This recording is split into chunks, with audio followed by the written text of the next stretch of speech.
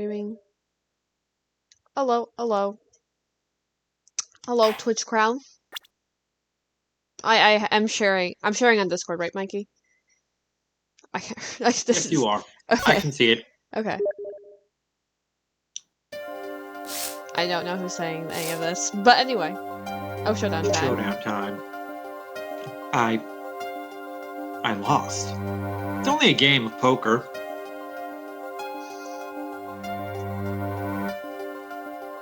A game I played for a long time and only lost twice. The man I killed, of course. Oh my gosh! Well, it's a Gremory. It seems I found the partner I've been looking for. Over a game of cards? Why, yes, over a game of cards.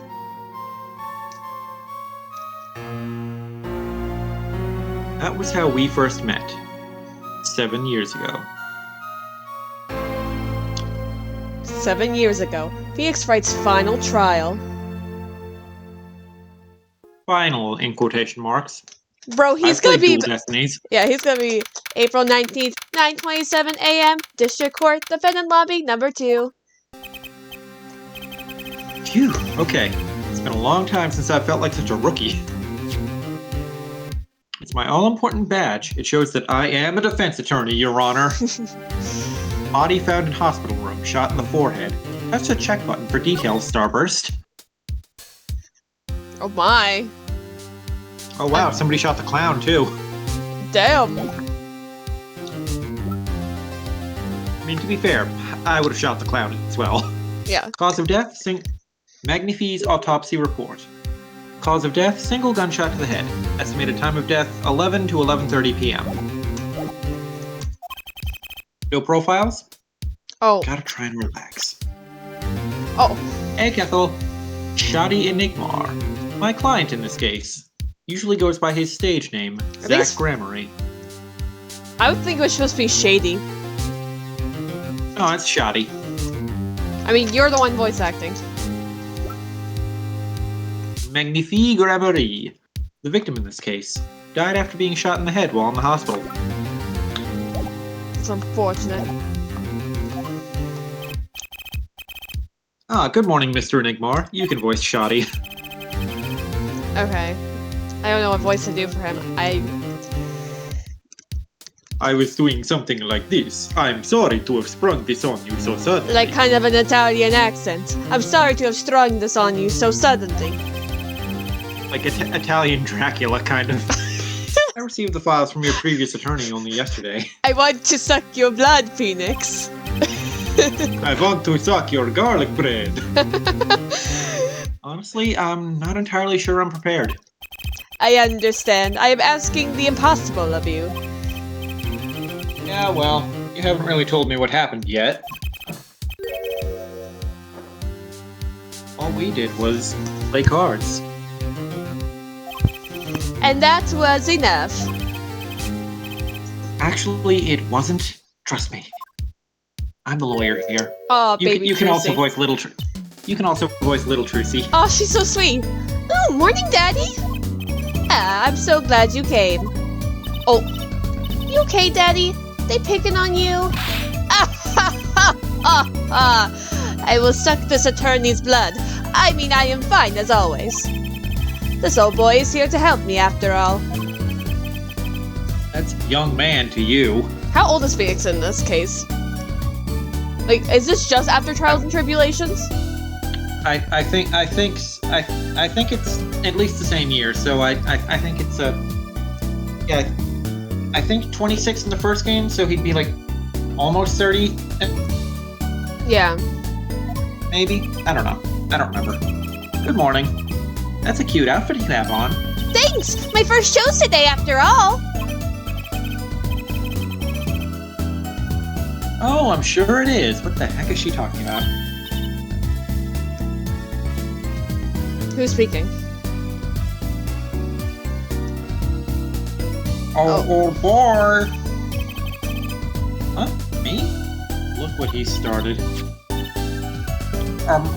Here. Can I read this? It seems fate's... I don't know what. Look, something will Clock. make... It seems fate's clock will make me wait a little longer. That is a C. At least only less than 10 swift minutes remain. To all those who have supported me in my life's work, I give thanks.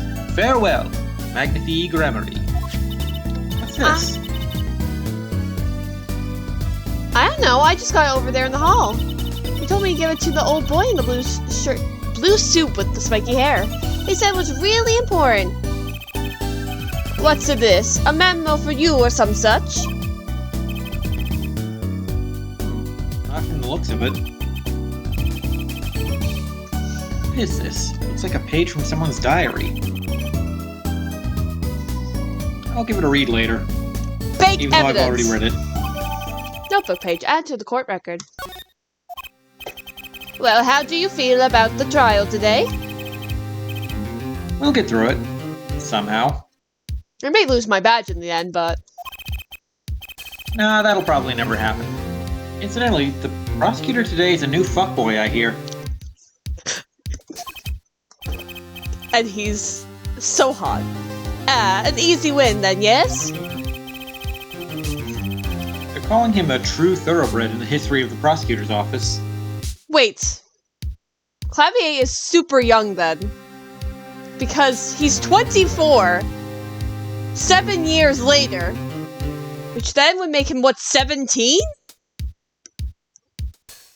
That's not shocking, given when Franziska started her prosecution journey. Fuck, that's... At 13. Yeah. We'll see how old he is when we have his profile. The Germans, I tell you. Start off early. Of course, there's one of those every year. The switching of attorneys just before the trial. I know it is a difficult situation I put you in. But, allow me to say one thing, Mr. Wright. No. Yes? They will not be able to pronounce me guilty today. So, do your best, but do not worry. First time a defendant's ever given me a pep talk. I'll do what I can. Ah ha ha ha! I see you do not understand. I want to suck your blood. Maybe your penis, too. You see, it will be impossible for them to declare a verdict. Impossible? Yes. Isn't that right, Trucy? Yep, you bet, Daddy.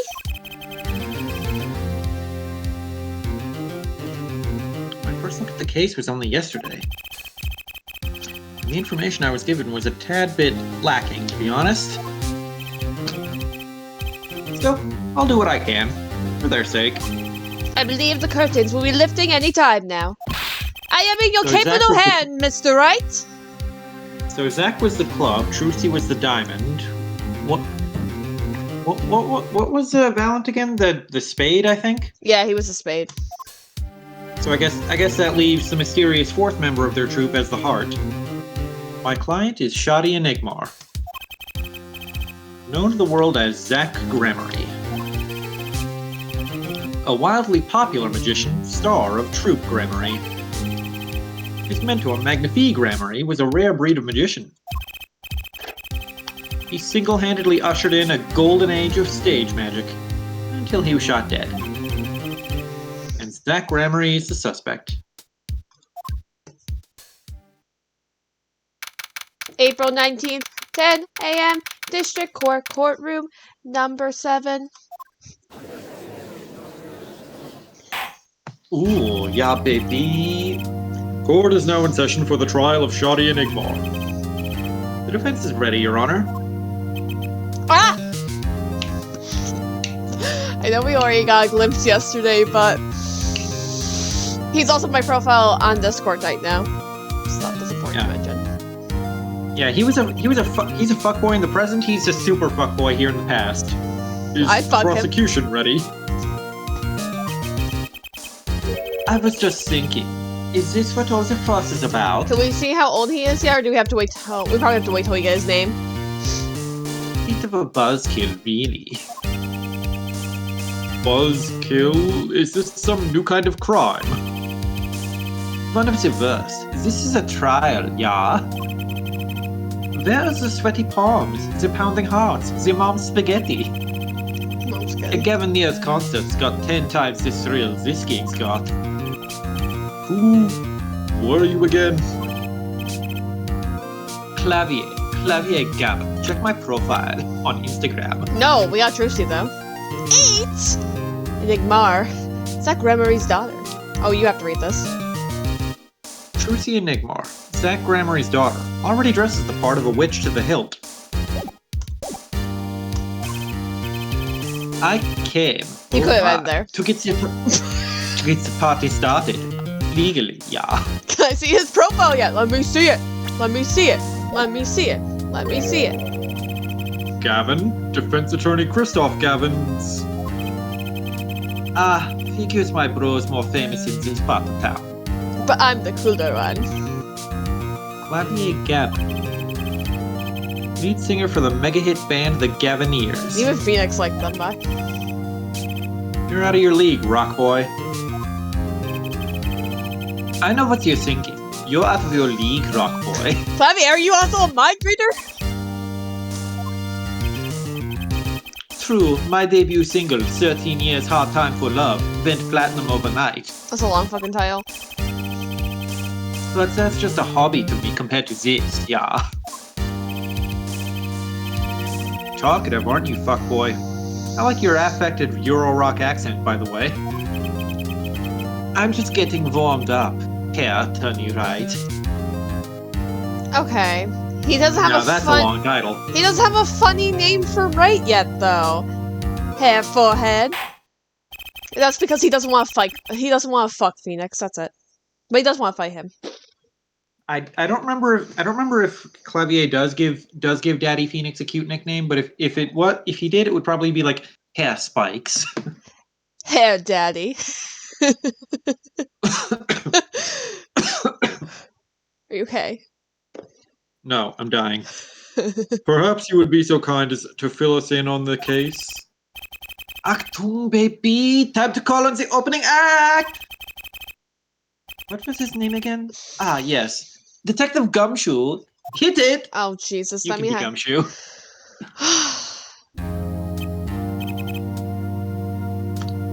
And you are? I know what you've done for him. But Just do your own thing. Let the Gumshoe fit. Let the spirit of Gumshoe move through. It's just gonna be a gravelly voice, because he's a gravelly man. Hey, you were the one who called me up here, sir. Name's Dick Gumshoe. I'm a homicide detective down at the precinct. That's not gravelly, that's out of breath. Oh, breath. Detective Gumshoe. Long time no see. Hey, you! Huh? Me? Today's the day, pal. Today I win and you lose. I got confidence in my testimony today, see? What, you normally lack confidence in your testimony? Herr Detective, this is my stage. Can the antics. All this hey youing and stuff. And I could care less about your sexual history together.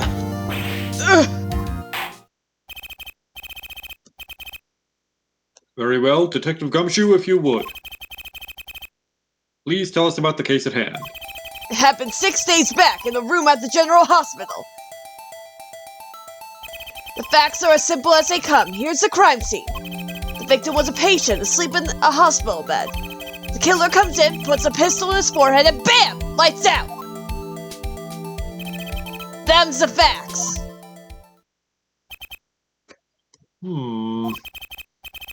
Not so long ago, the victim, Magnifi Gramory, was a famous man. That's an interesting picture. He had the entire country under his magical spell.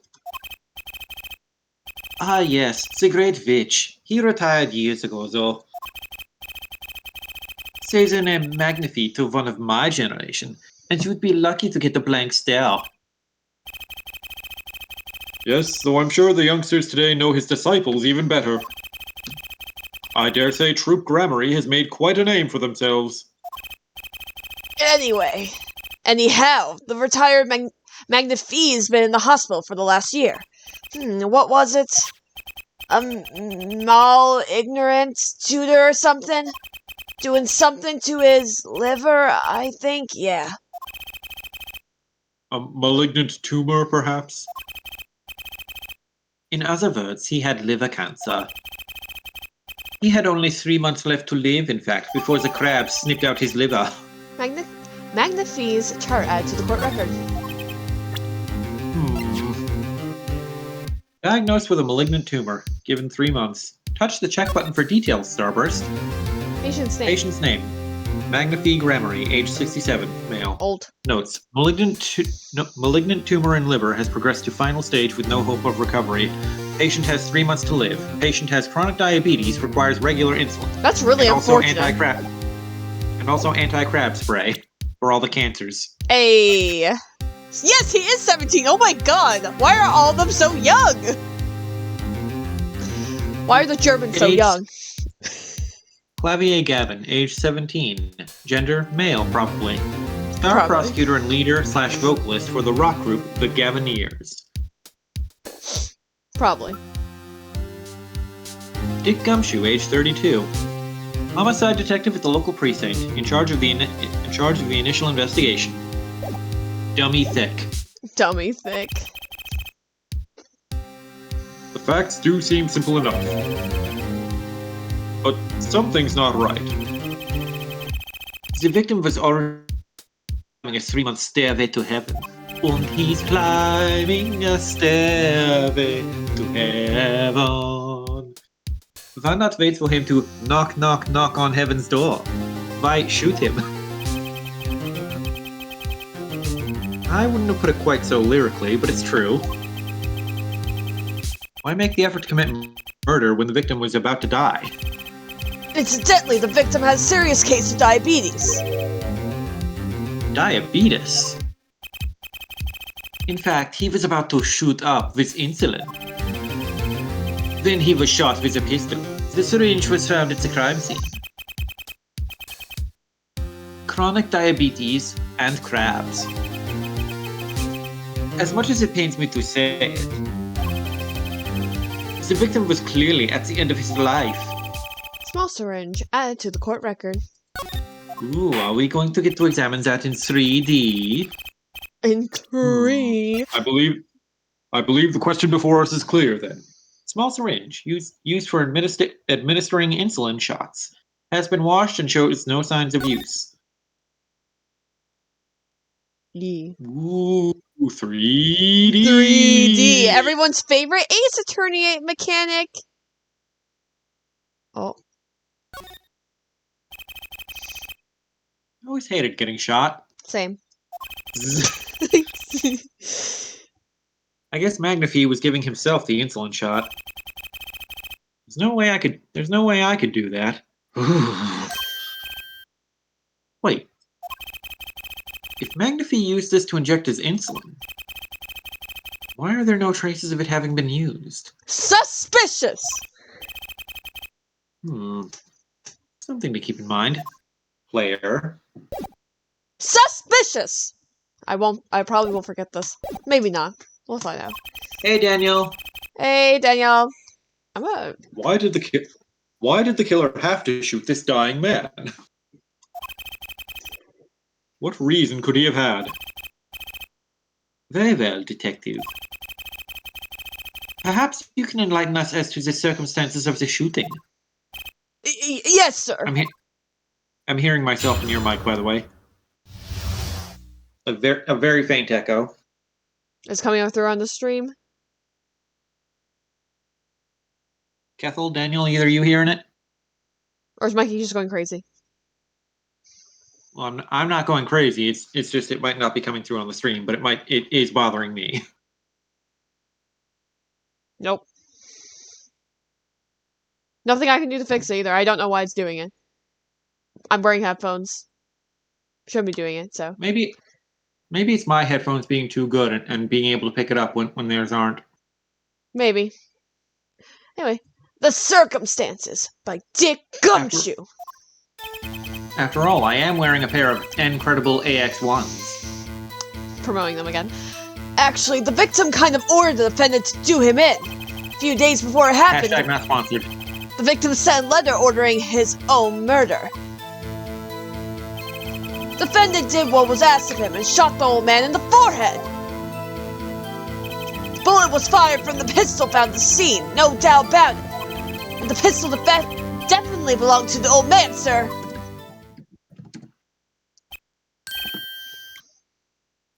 What? You're saying the victim ordered his own shooting over DoorDash?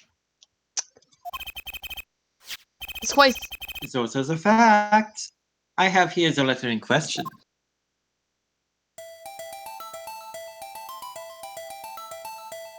My beloved Zach. Okay. Magnifie's letter added to the court record. My Discord is hiccuping. Very unusual indeed.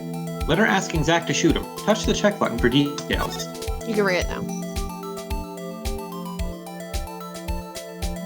To my beloved student Zach, to you I entrust the task of lowering my life's curtain. Come on the 13th, 11:05 p.m. I will ready a gun with which you will shoot one shot square in the forehead. You cannot refuse, and we both know the reason why. Magnifie Grammary. Magnifie Grammary. What's the joke with that? I'm trying to figure out the joke for all these names. I'm trying anyway. Well, Magnifie is French for magnificent. Well, I know that. I know that, Mikey. I'm not that stupid. I did take French immersion. I just can't speak it.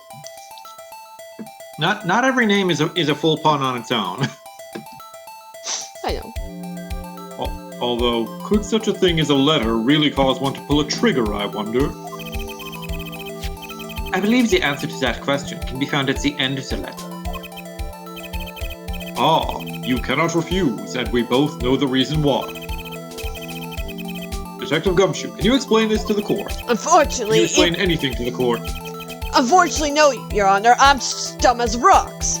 Even the defendant won't say a peep about that bit, sir. How are you still employed? My salary's been drastically cut. I'm only being paid in bagels now, sir. Ooh, can I have one? No, sir. I only get one a month. You're fired. No! One thing. Hey, Sarah. One thing bothers me about this. Why didn't he just say 11? Why have him come at 11:05 without some specific reason? The specific reason was to kill him. Not really, but... The devil is in the details, Herr Attorney. Sir Attorney.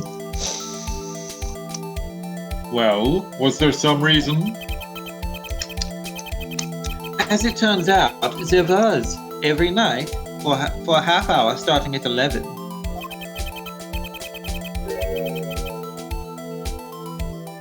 The victim, Magnifie Grammary, was given an IV. Or a 4. I'm not sure. A 4?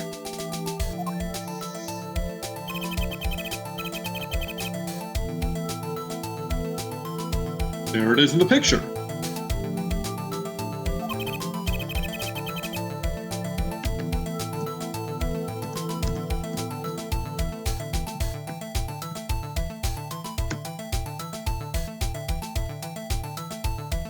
Off to the... Are you okay? I'm okay. Discord keeps stalling. At 11, a doctor would come to set up the 4. 30 minutes later, he would come back for the empty bag. This happened every night without fail. So that was the only time they could meet without the chance of an untimely interruption. During his 4. 4.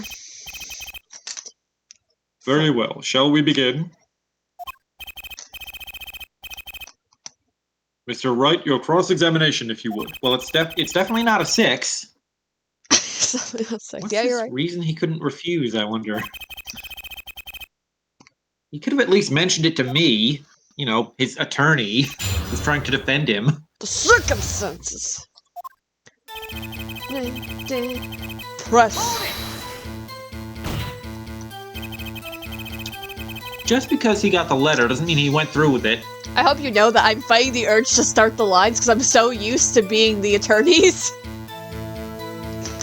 Fighting the urge. Yeah, but as we have established by now, you are Apollo, I am Phoenix. No, So I get know. used to it. I know. Just trying not to. Anyway, I'm Gumshoe right now. Oh, I disagree. Unless you want to start trying to be Clavier. Go ahead, read this line as Clavier. No, I can't do a German accent for shit, man. Just do your best fuckboy voice. No, I can only see him with your voice now. I don't think I'd be able to do him as well. Oh, you want to do him, all right. I do want to The do victim him. was indeed shot in the forehead, after all, just as he had commanded. Yeah, I definitely cannot do a German accent. I can barely do that fucking horrible, like, half Italian Dracula accent I was doing earlier, like... I will not be able to do Clavier justice. It would be cruel if I tried doing his voice. But not Gumshoe. Well, Clavier wants justice to do him. Apollo justice, that is. He doesn't want Phoenix, though. It could be a setup. Could be. But let's not be in such a hurry. Maybe we should let the witness talk for a change. Even though we all know nothing but trouble will come from it. Thanks, pal.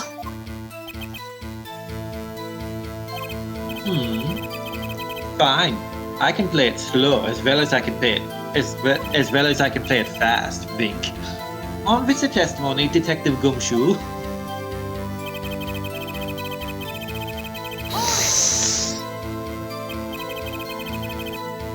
And this letter was sent by the victim? There it is! Gotcha! You're all mine this time, pal! Huh? I had the handwriting checked out. Of course, it's the victim's, no mistake. Ah, I see. Ha ha ha! Score one for the boys! I didn't lose, I was just ascertaining the facts.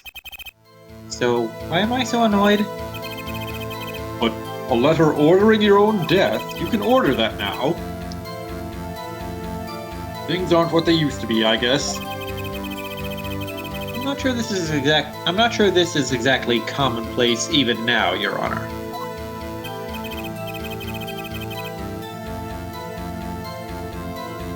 So anyway, guess I'll keep going while I'm ahead. Defendant did what was asked of him and shot the old man in the forehead. Also, Kettle's saying that I just might lay with Clavier too, as it happens. Lay? Like the potato chips? How can you be so sure? Hey, you gotta learn to stop relying on people to do your thinking for you, pal. Learn to think for yourself. Get that noggin cracking. You fail to grasp the concept of questioning, Detective. First, we got this letter. It says shoot. In the forehead, loud and clear. I can see that, but I still wouldn't do it. Well, maybe you need to grow up yourself a backbone, pal. Aw, look at the little baby, won't even commit a little murder. You fail to grasp the concept of shooting people is bad, Detective. Confirmed that Gumshoe has shot people before. We also found the defendant's pistol at the scene. Traces of gunpowder residue shows that it had been fired recently. Well, Mr. Wright?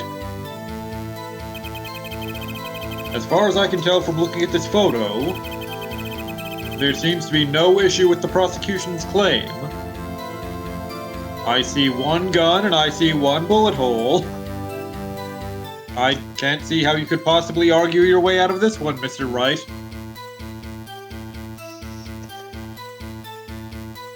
Yeah, Kessel right? says yes, I don't know Clavy. how you're gonna do this. Clavier says yes. Kessel says yes. Clavier is a potato chip. Daniel says I would too. To be honest, dude's a snack. Kessel says he is certainly salty enough. I'm glad that everyone wants to fuck Clavier. I'm not the only one. Good to know. Good to know. I'm never the only one. Everyone wants to fuck Clavier. It's just how it is. I'm pretty sure every prosecutor in the series has somebody thirsty for them. Yes, even Pain. Even Pain? Pain? World's a big place. You'd be surprised. Uh. The photo. Maybe there's something in there I can use. So they're saying the defendant shot the victim in the forehead? I mean, there's two foreheads. And Discord's hiccuping again. I think there's a hole in the prosecution's argument. Clearly, Mr. Enigmar... I have no clue. I have no clue. Looking at this photo, another possibility occurs to me. Yes? What does the letter tell us? That the defendant had a reason he couldn't refuse his teacher's wishes. Bingo, pal! That's why the defendant popped him one in the forehead! No, no, no. Oh, the defense disagrees. No, no, no. You see, the defendant had another choice he could make. Objection!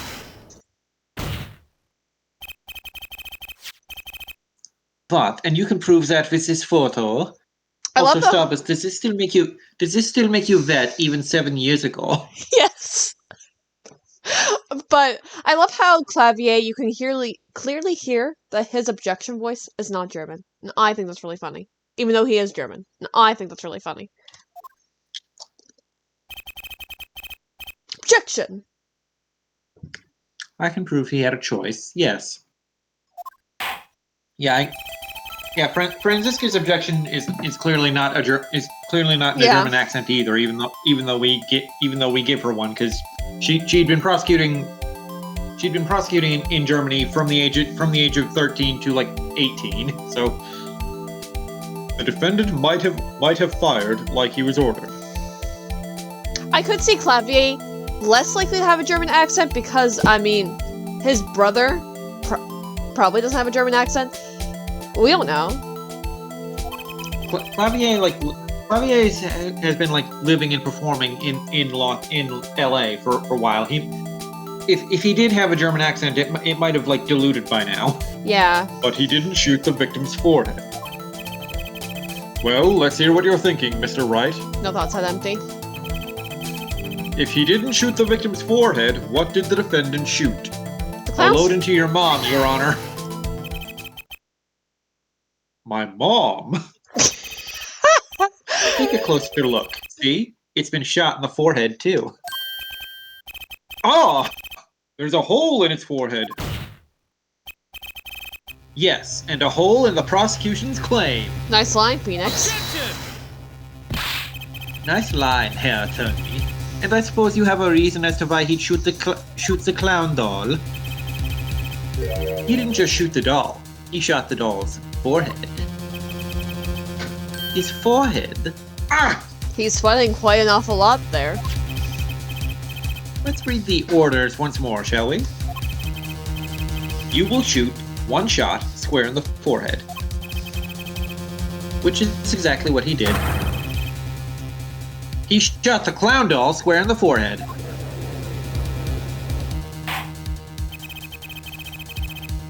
The defense has raised an intriguing possibility. That hole in the clown's forehead definitely looks like it was shot. Bailiff, send someone to investigate this matter. Objection! Hot. I admit I'm impressed, but I expected nothing less. Still, this doesn't mean he didn't shoot the victim. Yes, it does. Perhaps he did have to shoot a forehead as ordered. But the letter says nothing about whose forehead. This was the only way he had to follow his orders without taking a life. Because as we all know, clowns do not have rights. Clowns do not have rights. What about Clown Dad? Clown dolls Clown dolls are alive, but they do not have rights, as we all know. Okay. We all of us in the legal profession are aware. The bullet hole in the clown doll's forehead does demand an explanation. It does demand an explanation.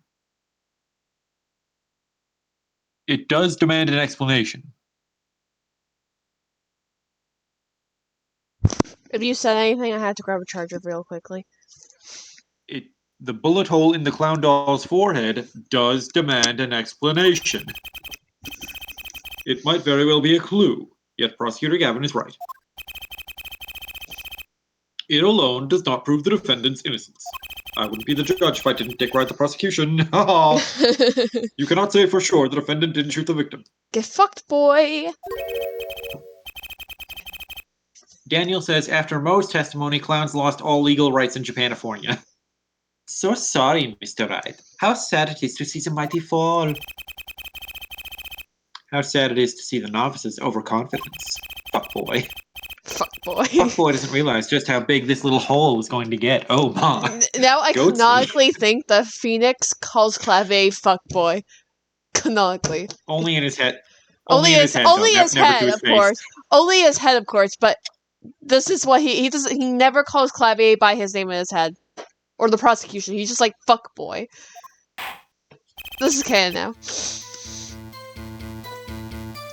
Unfortunately for Phoenix, like half the people who appear in court in this series are mind readers. Yeah. Detective Gumshoe, please take this newfound fact into account as you continue your testimony. So what if he shot the clown? He still shot the victim, pal! Nuh-uh! So let me get this straight. Or gay. Or bi. Or You're bi. saying my client first shot the clown, then the victim?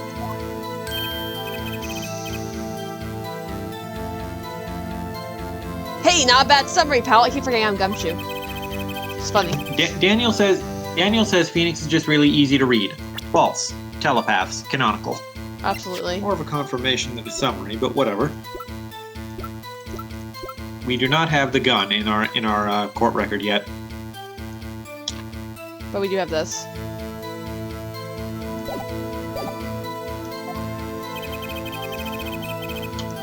That was really more of a confirmation than a summary. Yeah, attorney just thought. But our defense attorney seems pleased enough with himself. Do these people ever miss a chance to mock me? No. Well, now that Mr. Wright's gotten that out of his system, shall we continue with the testimony? I didn't have time to gather all the details before coming in here. This testimony might be my only source of information. Better pay attention, even if it is Gumshoe, and read this letter carefully. Even if it is Gumshoe.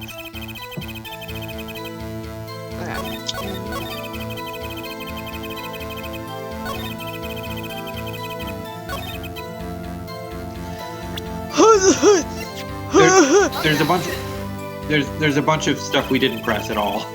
That's true. This evidence clearly reveals the contradiction in that statement, Your Honor. How exactly are the evidence and the statement just now related? They aren't, are they? I got too excited. Not at all. Mr. Wright, please think the facts over before making accusations. I Then don't. Starburst, please I don't think that won me any points with the judge. I know. So what if he shot the clown? He still shot the victim, pal. How does single gunshot to the forehead contradict that? No, it was just because he... When we pressed him, he said he shot the... Because what if he shot the clown? He still shot the victim. 2 gunshots were fired. Just... We pressed everything though, didn't we? No, we did not. Press that. When Phoenix pointed out that the defendant shot the clown's forehead, it created a new statement at the end, and it skipped to that. So like all the statements between those two, you missed. Okay.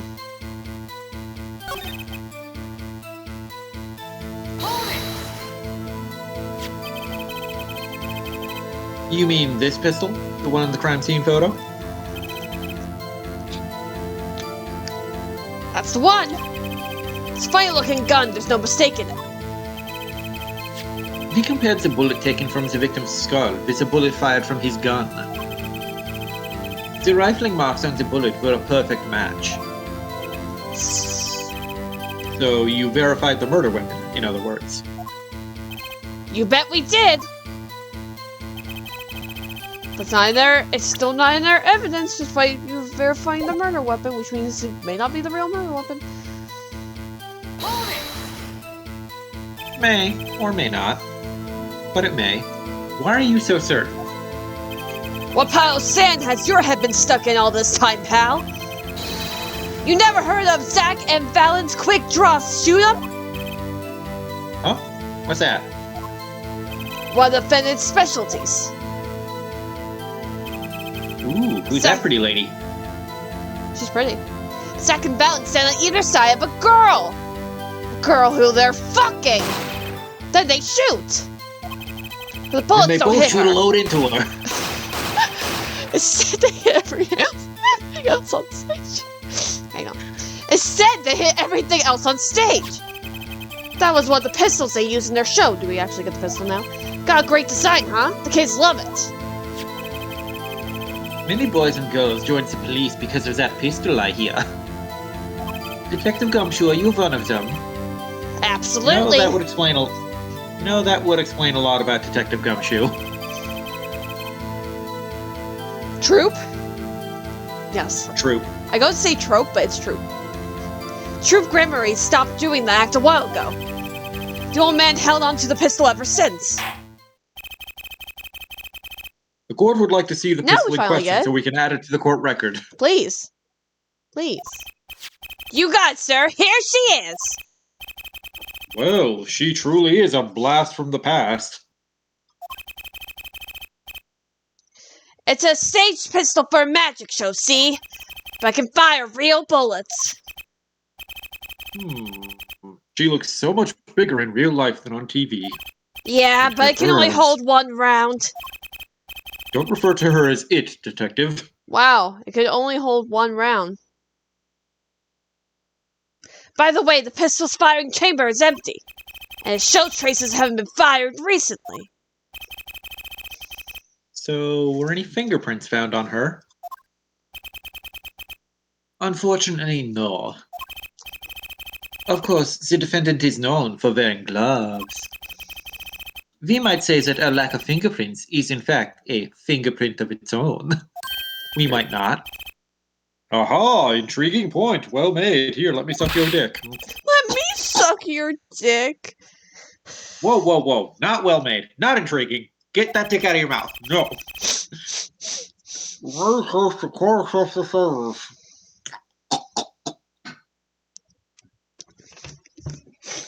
I need a minute. Keffel says that is a false equivalency, Clavier. Stage pistol add to the court record.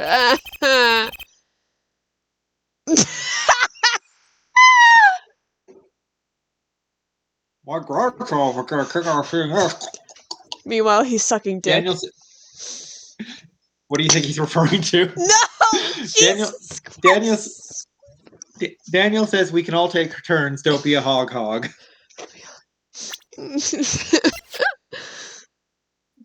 Fires one real bullet. Rifling marks match bullet found in victim. No fingerprints found.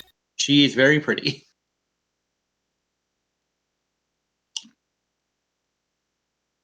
Oh.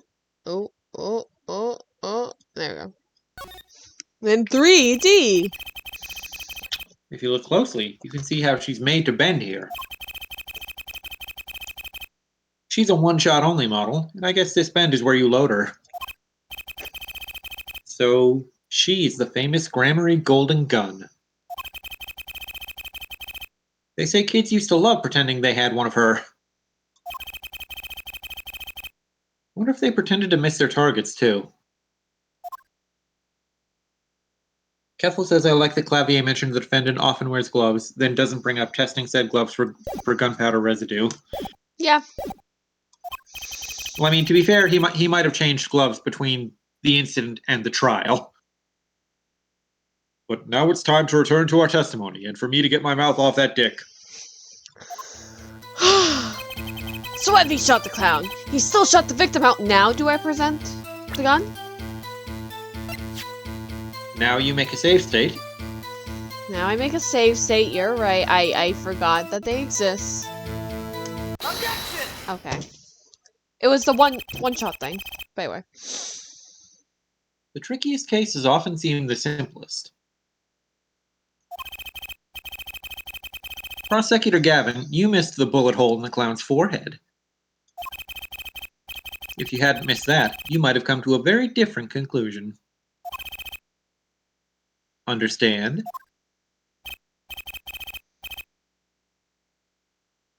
Yeah, but like I just said, pal, after he shot the clown in the forehead, he went and... Gumshoe, you seem awfully slow today. Are you alright? Do you need to retire? Did Yeah. nothing of the sort to the victim. The pistol proves he could not. The murder weapon? How? It's quite simple, Your Honor. She only holds one bullet at a time. Ah! If he had shot the clown in the forehead, he couldn't have shot the victim, too. Yeah! That's not a contradiction. Not even close. All he had to do was reload the pistol after the first shot. Objection!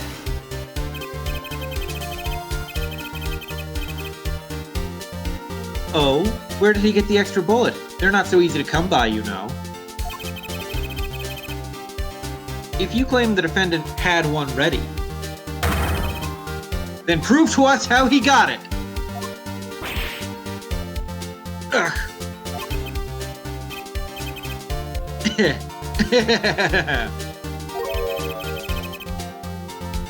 I had a feeling this wasn't over yet. No, this party's just getting started, baby! And I haven't proven anything yet, beyond my good looks and startling record sales. Oh, he actually said that. And utter lack of humility. Oh, what's this? It seems that the prosecution has another witness prepared. Like I said, Herr Detective. Like I said, Herr Detective was just a warm-up act.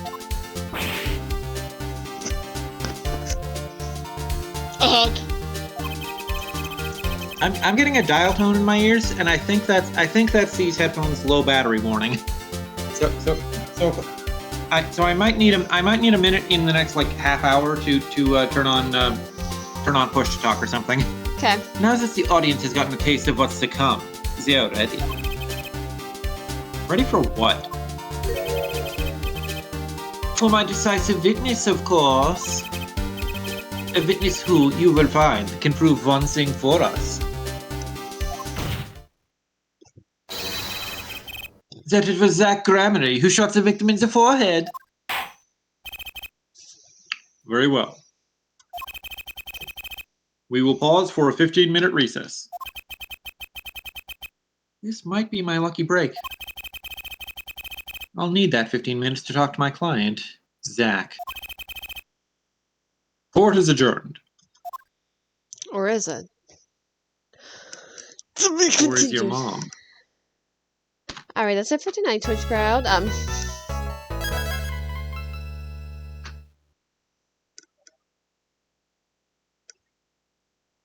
April 19, 11:21 a.m. District Court, Defendant Lobby, number 2.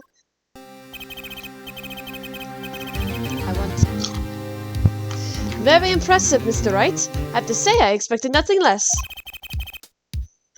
We've only just begun. I was hoping you could tell me a bit more about what happened, actually. I did not think you would believe me if I told you. Rather than that you discover the truth for yourself. I was thinking of you, you know. I think we need less thinking and more talking. Come on. That night in the hospital, what really happened? The way your eyes gleam, Mr. Wright. You'll scare Trucy. Speaking of which, where is she? You've seen the problem yourself, the letter. The one shot in the forehead one, right? Yes, and the reason he speaks of.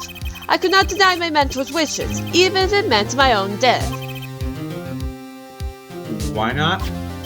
This is something I will not say, for now at least. What's this for now business? I have done many things in my life, some well, some poorly. But this is a cross we must bear alone to our graves.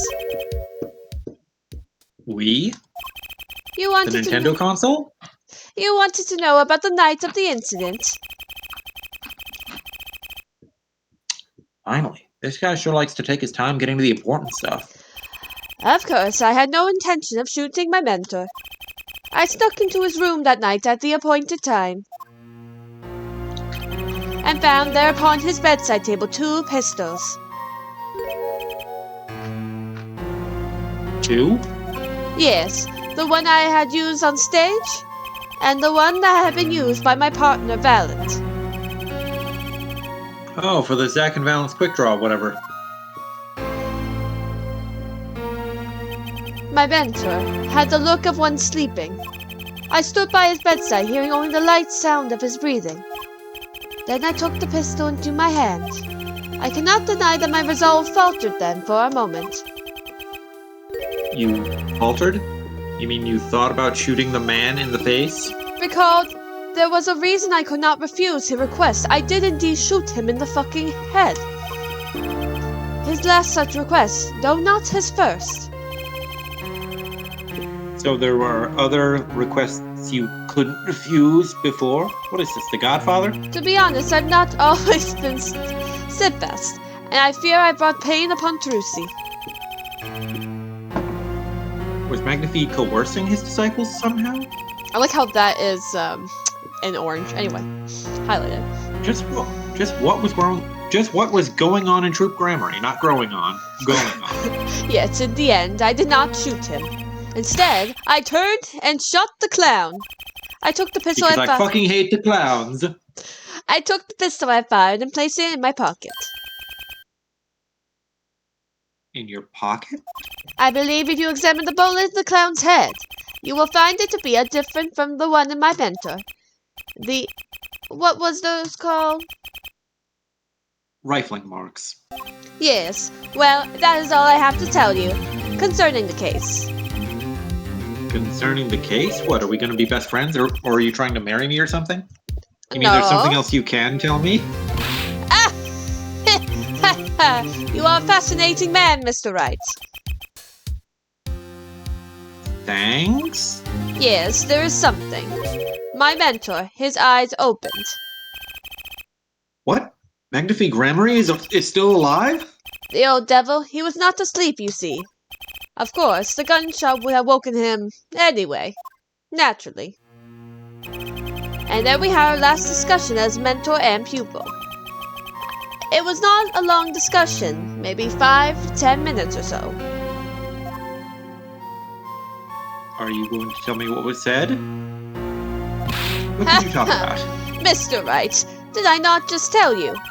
It does not No, you concern this case. Zack Grammary. He seems pretty steadfast to me. Or maybe just stubborn like a jackass, because he is one. Mr. Wright, your presence is requested in the courtroom. Hey, What? you stole my character. I did. Considering your voice in almost all of them, I thought I'd give your voice a break. Once again, I am in your hands.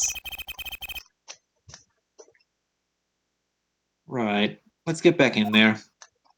Into the thick of it. April 19th, 11:37 a.m. District Court, courtroom number 7.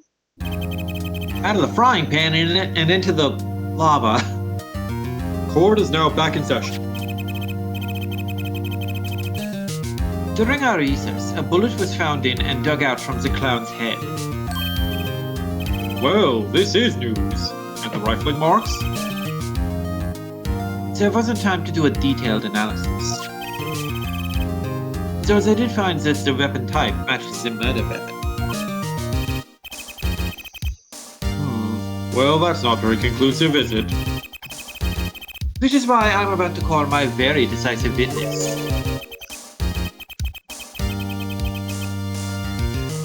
Your decisive witness? How many times have I heard those words? It is I, Valent Grammary. That is who I imagine they're going to bring in, because that is the only other person I can think they would bring in, given his gun was at the scene. Or maybe they're gonna call in that babe who was standing between them in the black and white shot. I don't know. I feel like they she's. often turn out. You feel like she's. I feel like we're not gonna actually see her until the present. Well, who knows?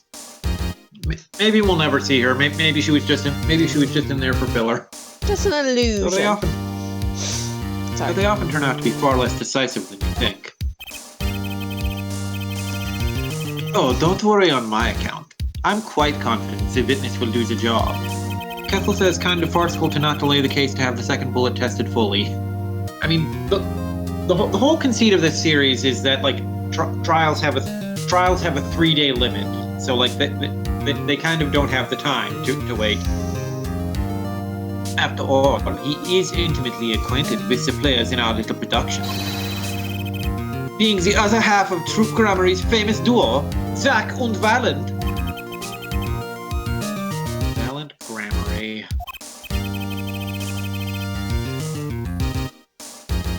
So we get to meet the great Magnifi's other disciple.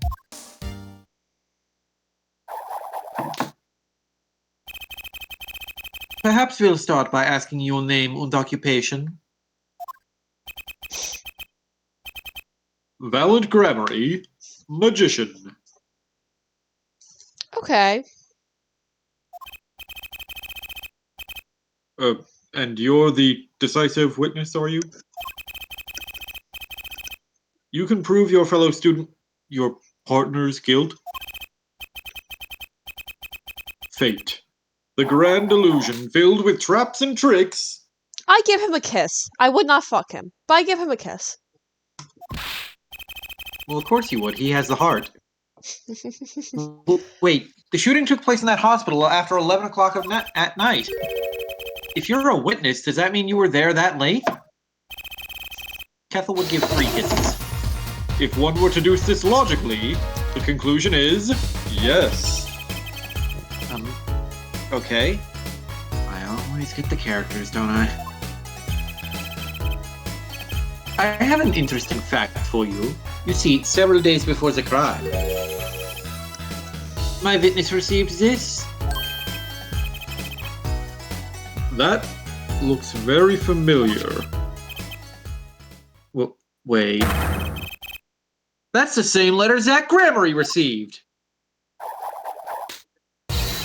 Suspicious. Yes! Or perhaps I should say, ta-da! What about one of them is fake? You can't see my jazz hands, but I'm waving them. What about one of the letters is fake? Order, order, order! What if the judge is fake? What about the judge? What does it say? Surely not the same thing. Perhaps you should see for yourself. To my beloved student Valent, to you I entrust the task of lowering the My Life's curtain. Come on the 13th, 11:20 p.m. I will ready a gun with which you will shoot. 1 shot, square in the forehead. You cannot refuse, and we both know the reason why. Magnifi Grammary. Why, it's practically the same. The court accepts this into evidence. Magnifi's letter 2 added to the court record. Let me do that. If letter is so great, why? If Magnifi's letter is so great, why is there a Magnifi's letter 2? This is most unusual. Exactly what was going on with you folks? What exactly was your troop Grammary up to? How many sex orgies were you having a week? By which you mean... I'm just having trouble envisioning a man who would ask his students to kill him. Both of them, no less. It's just my opinion, Herr Judge. But from these letters, I say he was coercing them, not asking them. He had made them offers they couldn't refuse. We walked the magician's path together, and in doing so, shared much of our lives and our cocks. When people are so close, there is a strain, a warping of relations, you might say. Yet this has nothing to do with the case at hand. By which you mean you're not going to tell us. Which makes me wonder even more about this reason they couldn't refuse. Well, let's get on with the testimony for starters. You know what? You've got a point. My judge voice and my Valent voice are really close. Maybe you should take over Valent. Okay. The defendant, Zach Gramery, stands accused. Tell us why. Oh, I'll do more than that. For where he walks, the red roses rise, singing hymns to the miracle that is magic. Be loud. Fascinating. Though I hardly need to remind you that the evidence could just as clearly point to you as the suspect. The letter, the murder weapon, and now the 2 bullets found at the scene. In fact, the only difference seems to be the designated time. Ha ha ha ha ha ha! As every magician knows, timing is everything. Every bit, you mean. Sorry. Yes. And now it's time to get this party started, baby! The Night of the Crime by Valent Gramery. That night, I visited the hospital room at the time Magnifique requested. The smell of gunpowder hung in the room, and my mentor had taken his final bow. I did not imagine my fellow student might have received the same instructions. Yeah, a deal with the dead is still a deal. Dead sweet kiss I gave to the clown. Then I informed the doctor and the police. So you were the one who reported the crime? Indeed, I would think. This fact alone would clear my name of suspicion. Let's not jump to any conclusions. Yes, the cross-examination generally comes before the conclusions in this court. Generally. But if your testimony proves to be true, which it probably won't, then the defendant, Zach Gramery, is guilty. And if it wasn't Zach Gramery, the killer was you, Valent. Twirl. And no disappearing act will get you out of that. Are you sure about that, Mr. Phoenix? I mean, yes, I am sure. Thank you for asking. I mean, Daddy, right? Daddy Phoenix. Yeah, I was about to say it's Daddy Phoenix. If you're gonna say it, get it right, bitch. That night, I visited the hospital room at the time Magnifique requested. Which, according to the letter, was 11:20 p.m. Indubitably. In fact, in magic, timing is everything. I can read. Sure you can. Consider the illusion of teleportation. If I were to appear on stage before my stunt double has left, how would that look? Why, it would reveal the very secrets of my magic. Now that you've revealed the very secrets of your magic for all of us, let's move on. You've entered the designated time. And what did you see? The smell of gunpowder hung in the room, and my mentor had taken his final bow. So, you weren't worried for your own safety at all? I mean, you smelled gunpowder, yes? What if the shooter was still nearby? Oh. I did not consider this, to be honest. It is forbidden for a magician to have a good imagination. A witch. Sorry. I just read it. Really? Isn't witchcraft all about illusions and imagination? How about this? You were the shooter, which is why you weren't afraid. Now you are the one imagining! It's forbidden for a lord to have a good imagination. Unless you went to art school and got an art major. The witness will refrain from pausing so suspiciously before responding. My forbidden imagination is starting to imagine things. Like Clavier's cock. I think we don't need to imagine that. Hold it! Yes, I will just unzip and show it to you all right now. Which brings us back to this reason neither of you could refuse.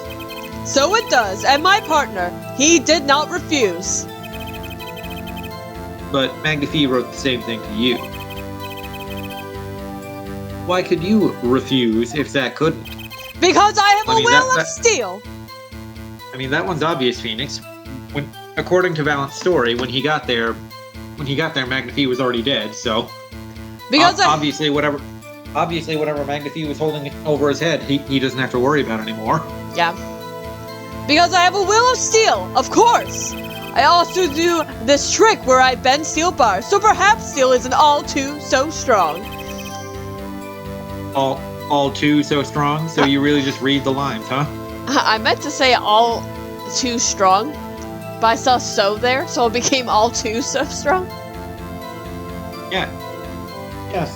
So that. Yeah. Where did the word "to" come from? My brain adding in what I thought it was going to be before I read it. That's how I read. Okay. Well, when you see the word magic from now on, think witch. That Okay. should help. Okay. So, which is it? Mind if I continue? Whip and twirl. Yeah, deal with the dead is still a deal. That sweet kiss I gave to the clown. Mwah. There were 2 bullet holes at the scene. One in the victim and one in the clown. You're saying the one who shot the clown was you? No doubt my partner Zach has said much the same thing. Yeah, because whoever didn't shoot the clown committed murder. I'd better dig around here a bit more and see what I turn up. Let me just get my shovel. Mr. Valent, let me ask about something else concerning the crime scene. Namely, the bullet in the pistol, the location of the pistol, the number of pistols, or the shovel I'm hitting you in the face with.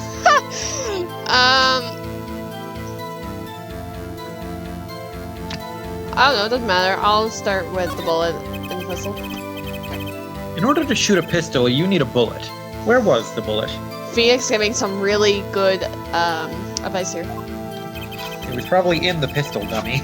I entered the room and took the pistol in my hand. The bullet was already loaded, ready to fire at any time. A witch is always prepared, you see.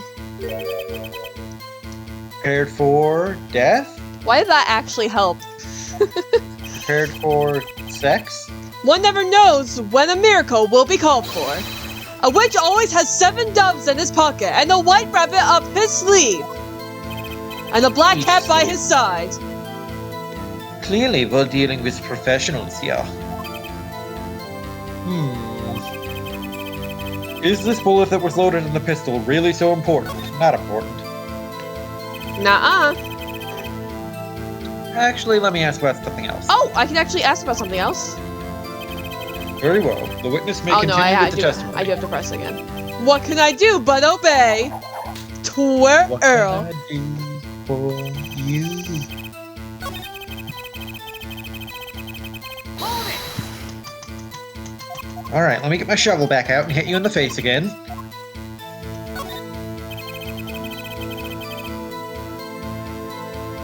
Where exactly was the pistol when you entered the room? And you're really gonna ask the obvious question last, huh, Starburst? Yeah. Atop a small bedside table it was. As if to say, here I am, take me into your hand, pull my trigger, shoot him. See, we gotta get all of these lines in. The victim clearly wanted to be shot. He was so horny for it. But why? It's his fetish, Your Honor. Perhaps he wanted to go out with a boner? I remember what the actual line was, and I'm disappointed, Clavier. Yet we will never hear the truth from his lips, so all we can do is know about his fetish.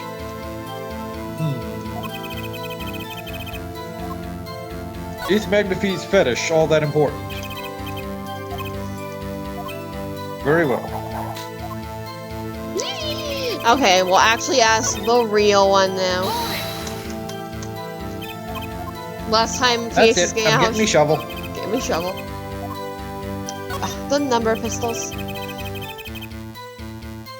How many pistols were there when you entered the room? By which you mean what, precisely? 2 pistols were used in the Zack and Valent quick shot shoot 'em, correct? 1 for each of you. You are well informed, yet. Only one of my old friends sat in the hospital room that night.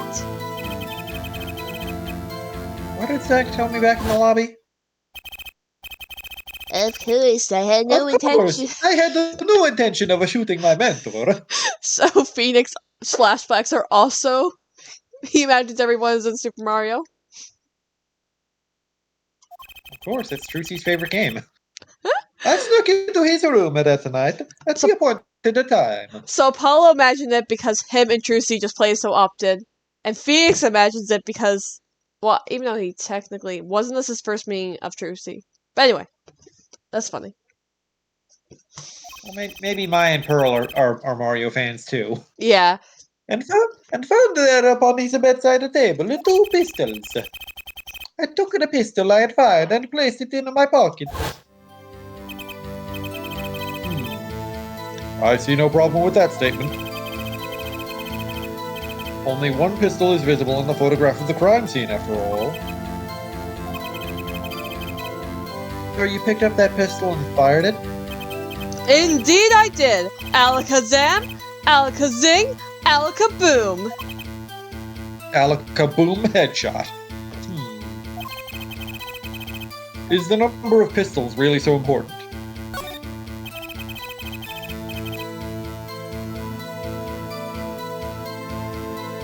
The number of pistols is quite important, Your Honor. Look at the pistol in the court record again. Does it mention how many times it was fired? Very well.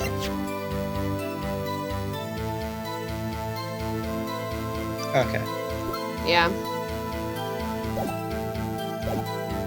Very well. Please add this detail to your testimony. What can I do but obey? What can I do for you? What can I do for you? What can I do for you? I can't hear you. So I'm not sure what to Only present 1 because pistol we was in the know hospital room that night. With we it, know- I shot the clown. because we know that 2 bullets were fired. So do I present the crime photo? Do I you make present the safe state? Do I make a save state? Yes. My thought is crime photo. Hear me out, because that shows boom, boom. It makes sense to me. Also, Kessel says how many were there when they arrived also shows which one got there first. I mean, we already know which one got there first by the time specified in their letters. Wee. Objection! Nope. What? No.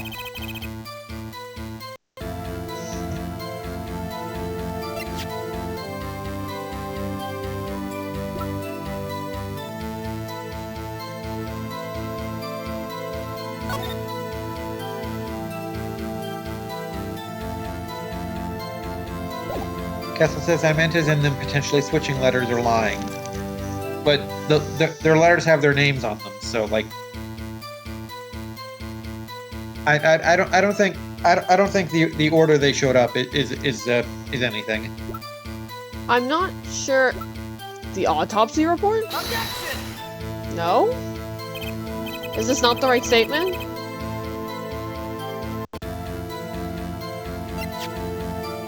Only 1 pistol was hospital shot. With it, I shot the clown.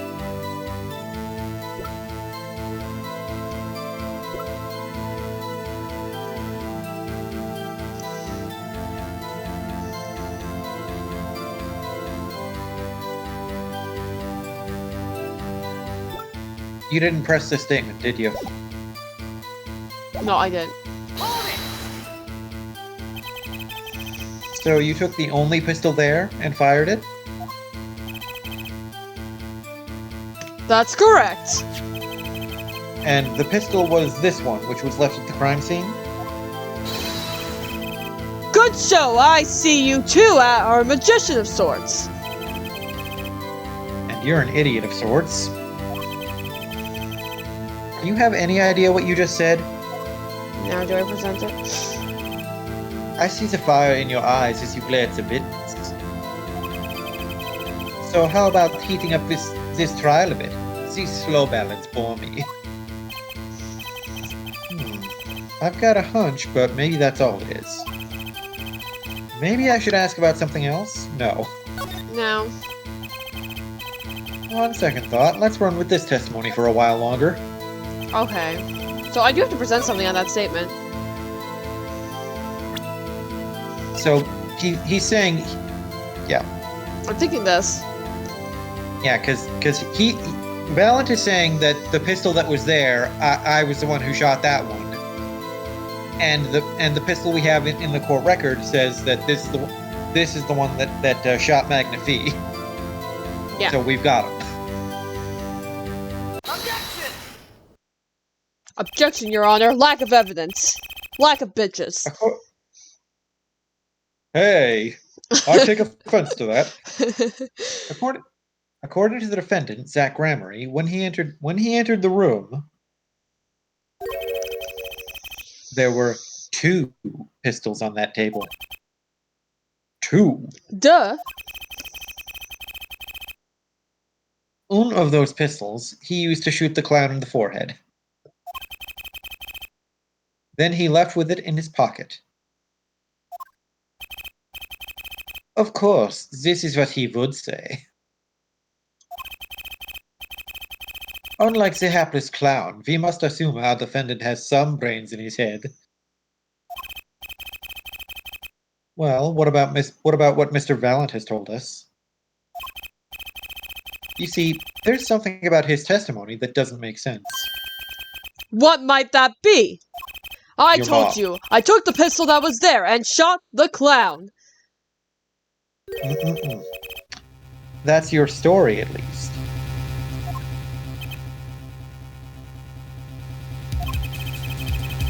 But the rifling marks tell a very different story, Mr. Valent. Recall what Prosecutor Gavin told us. We compared the bullet taken from the victim's skull with the bullet fired from the scar. This is Phoenix's fuckboy voice for Clavier. That is not at all what I sound like here, Tony, and you know it. The rifling marks on the bullets were a perfect match. Oh, I'm so dumb. Ah! Mr. Valent, if you fired this pistol, then you shot the victim in the forehead. Look at that hair in the back. Order, order, order! Well, this is all rather sudden. Objection! What have I done? Prosecutor Gavin. I owe the court an apology. Sorry. Sorry for what? Being a fuckboy? Because we've been waiting on that apology for a while. You see, I was unaware that 2 of these unique pistols were crafted. The analysis of the rifling marks only proves the type of guns that fired them. Objection! But that's not what you told us before. You said you'd verified the murder weapon. Prosecutors concealing truths? Giving half-truths? That's never happened before. Which is why I'm apologizing to you now. Quite sincerely, I might add. So, Clavier is lying through his teeth right here, because I'm pretty sure he was the one who told us about the Zack and Valent quick shot show. Yeah. So he would have known that there were 2 of those guns. He's worse here than he is with Apollo, because with Apollo, he doesn't usually really conceal stuff from him. Yeah. So that's interesting. He really should have said, I wasn't aware that both of those guns were on the scene. But he's not that clever yet. He's not that clever yet. He's a baby prosecutor at this point. Would you hold me accountable for making a mistake made in my youth?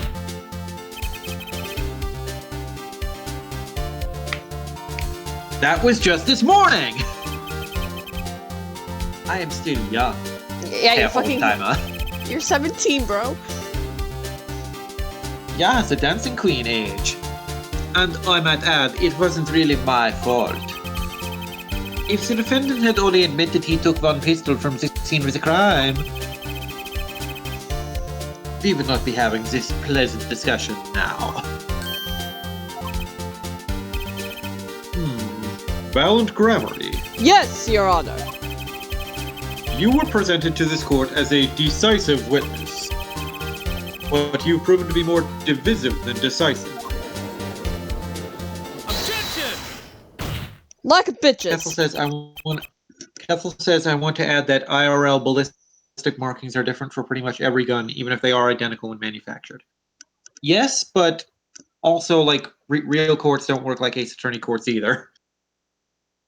Very. If the writer is saying that two guns of the same make would have the same ballistic markings, then that's how it works in this story. You'll see in time. The testimony so far has merely been a review of the facts. The proof is in the pudding, and we are Listen. serving the pudding next. And then the pudding. Care to elaborate on this delicious pudding, Prosecutor Gavin? When Mr. Valiant entered the hospital room, the victim had already been shot. As his next testimony will prove, you're right, the real fight is about to begin. Bring it. Very well. The witness will now testify to the court. Help us determine who shot what. Who shot what? By Valiant Grammary. I arrived in the hospital room at the appointed time, which is to say 11:20 p.m. After discovering the body, I fulfilled my obligation, then called in the doctor. The doctor examined the body before the police arrived. He was quite clear about the that's time a of bullet. death. 11:10 p.m. What? Yep, that's a bullet. He was quite clear about the time of death. 11:10 p.m. And the one in the room That was my impression of what the doctor said after examining the body. I assumed this much. And the one in the room at the time was my partner, not me. So if he was quite clear about the time of death being 11:10, why is there a wider range on the autopsy report? There is quite a wide range in the autopsy report. It's like half an hour. Those times are rather close, you have to admit. Yeah. But Judge, did you read the autopsy report? Did you look at the autopsy report? They couldn't determine what the time of death was. You would think the doctor would be like, oh yeah, the time of death was this. You would think, and then they would verify that, but no. It's like half an hour. Bold of you to assume I can read. You're right. You're talking about an alibi established over a matter of minutes. To you, the 10-minute discrepancy is the basis of your alibi. Alibi! Is easy to explain in this situation, Herr Judge. For example,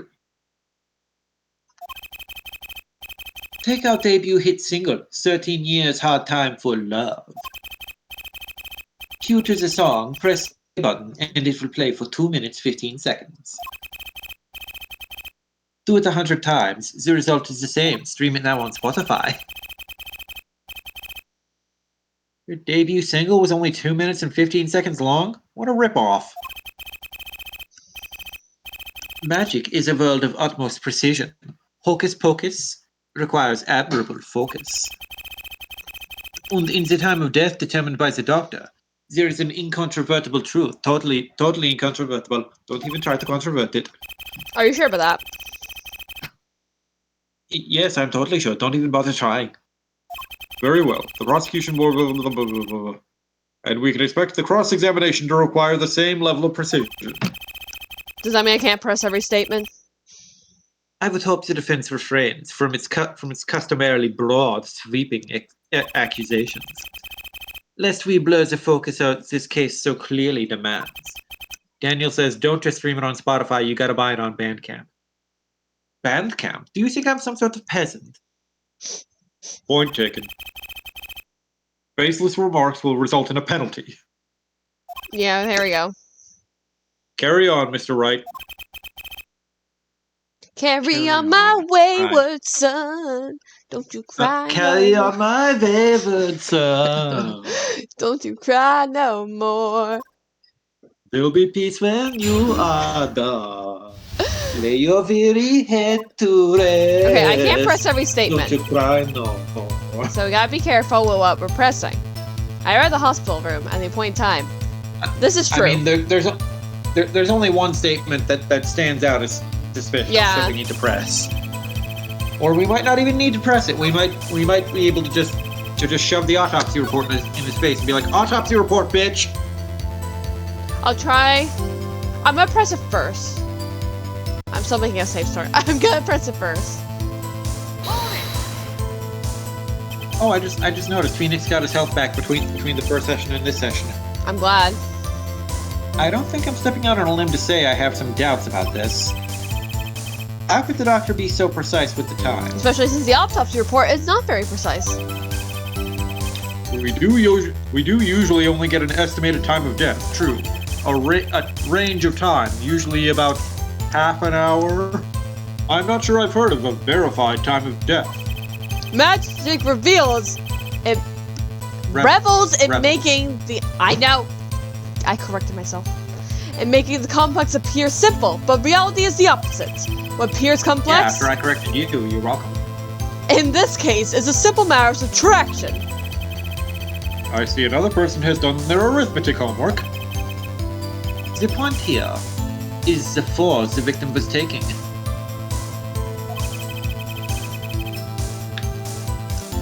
It's quite visible in the photograph of the scene. Look at this photograph. Every time I do it makes me laugh.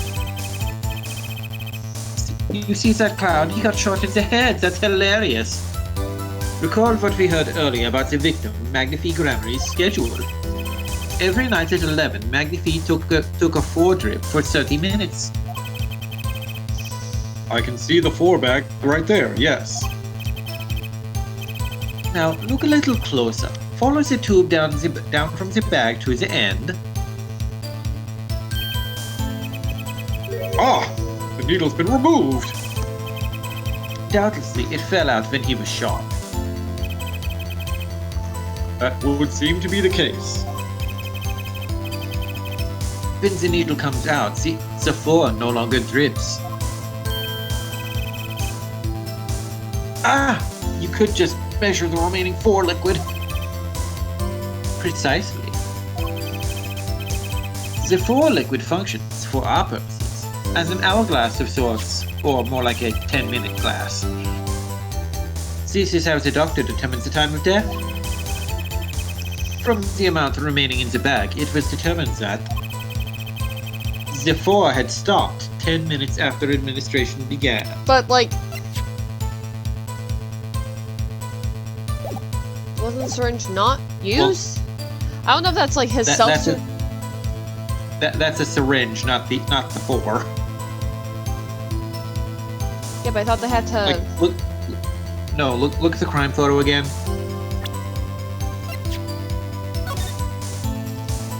You see, they're separate things. Oh, I know they are, but I thought you had to put the insulin in the bag first with the needle to give it to them. I mean, that's what they do in shows. No, they probably have like pre-prepared bags. Yeah, maybe. I'm not sure. And so it was when I, Valent, entered that room. Read this. 4 stopped 10 minutes after administration began. Touch the check button for details, player. 30 minutes required to administer full 4. From the amount remaining, 4 stopped 10 minutes after administration began. 10 minutes had passed since the horrible crime was committed! And this is proof. Well, Mr. Wright, Did that seem important? Well, seeing how it is the biggest clue we have to the time of death, I'd say it's muy importante. agreed. It would be hard to imagine a more precise way to determine the time.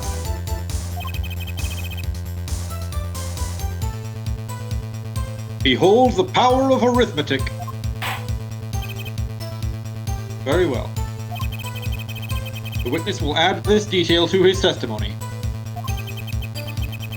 So that's the most magical thing of all. It's It's the friendship. truth. It's friendship. If you want to fly, all you need is friendship. Hold it! Did you notice the four yourself by any chance?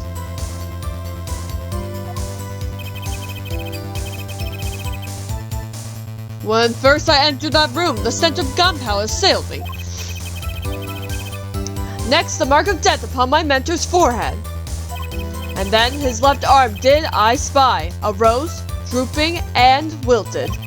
Its thorn, the discarded ivy needle. Knocked from the vein by the force of the shot. Luckily for you. If that four had not been there, why, you might be suspect. Indubitably so. I might say it's thanks to my lucky color. Your lucky color, you say? Yeah, indeed. Even today I wear it proudly upon my suspect self. For it always without fail brings me luck. Why, when Zack and Valen won their first Witches Grand Prix. Yes, the very one held by the Association of Eternal Witches. International Witches. International. I know, Mikey. I know. I only read the first letter of each word. I know I should read the whole word, but it's just how my brain works. But I will correct myself if I notice I'm wrong. Yeah. And if you don't notice you're wrong, I will correct you as well. Just in case. You're welcome. Adorned in this attire, then too, and our trophy a bus. What a day that was. This is one trip down memory lane no one needs. My lucky color, yes indeed, and that ivy too. I say I think 'twas hued, especially for me, Valent. That does seem to be the case, indeed. Well, Mr. Wright, any thoughts on this testimony? Yes, it's very important. That's not yellow. That's not yellow. Oh, what? You mean it's not? Unless I'm colorblind. You're not. That's not fucking yellow, Your Honor. Valen sure looks happy with himself. He looks like he's about to jerk off right there on the stand. Okay, how about this lucky color Not a problem testimony? anymore. It certainly sounds like your lucky colors brought you plenty of luck. But not this time. Mr. Valent, your lucky colors betrayed you. I'm afraid you've lost me. Your Honor, the witness's testimony just now clearly contradicts the evidence. What? Please recall my warning at the beginning of this cross-examination, Mr. Wright. Baseless accusations will be duly penalized. I do hope this latest accusation is well-based. Oh, it is quite based. Don't worry, I've got all your bases right here. Very well, let's hear the defense's claim. Where is your evidence that contradicts what Mr. Valent has told us? Take that! The crime scene tells all, Your Honor. Honor. The photo of the crime scene? All this talk of color has me yearning for black and white, clear-cut simplicity. Tell us, Herr Wright, just where is this contradiction in the photo? My pleasure. And I assure you, it is quite simple and based. But I can't promise anything in black and white. Let's hear what Mr. Wright has to say. I don't have much to say, Your Honor, but I am not colorblind. What in this photo contradicts the witness's testimony? The color. Valent Grammary, let's get one thing straight about your lucky color. It's yellow, yes? No, it's actually green. What? We're all colorblind. Kind of takes the mystery out of it, but yes. Something wrong with yellow, Mr. Wright. Do you not like bananas? Mr. Wright's just like, there is nothing wrong with yellow, but there is something wrong with red. Yes, there is. Decisively wrong, in fact. I mean, I love bananas as much as the next guy. Remember that one time I caught a criminal with a bunch of bananas? Take another look at the photo of the crime scene. What's this? Confusion, doubt, tell us. What do your elderly eyes spy? Even my elderly eyes can see a problem here, Mr. Valent. Look at that 4-bag. Ah! Whoa, what is this? What's foul mag? Ick! It would be hard to call the 4 liquid yellow.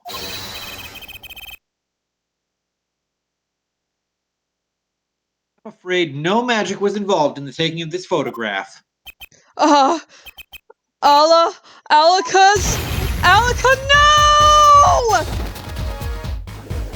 My headphones finally died. Sorry to hear that. That took a while, though.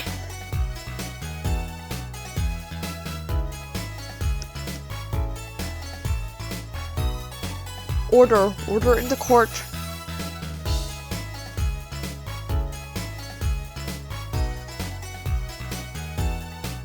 Yeah, the battery life on these things is fantastic. I'm gonna go put them on the charger real quick. Yeah, no worries. Order! What does this mean? Hot. This is some kind of mistake. This is some kind of mistake. Applehead.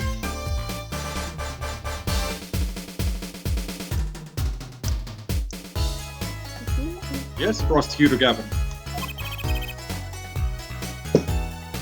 Your witness's mistake. Ooh!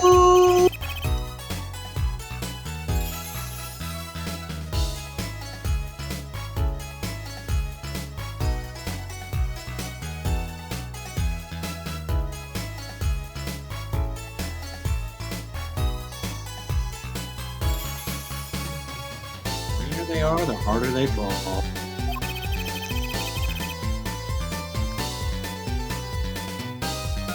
Of course, there's no substitute for experience. Valiant Gramarye, as you reminded us several times, your lucky color is piss yellow, but the 4 is clearly not. It's clearly vomit green. Well!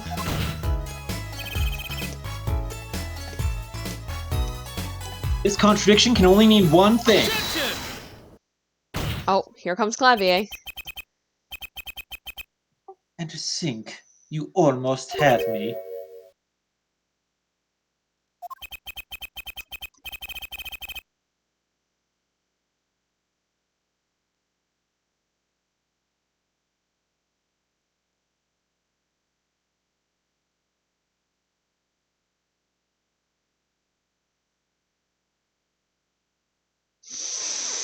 I see your true colors now, Ace Attorney Phoenix Wright, and that's why I love you.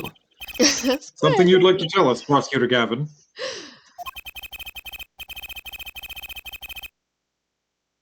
As far as this court can tell, the witness's testimony does contradict the evidence. Yes, a contradiction. One that I should be pleased to hand back to Herr Wright.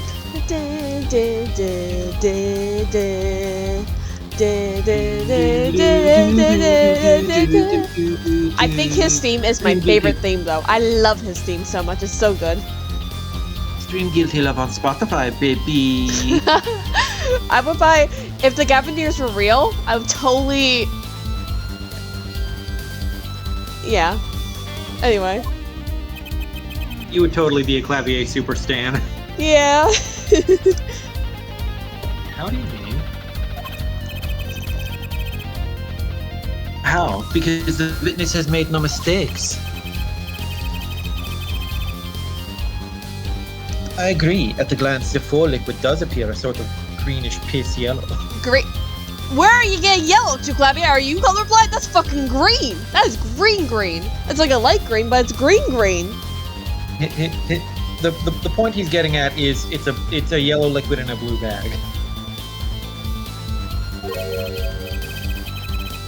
Okay. But I assure you, the liquid itself is quite piss yellow. Is it? I've never actually seen insulin myself. I don't know if this is true.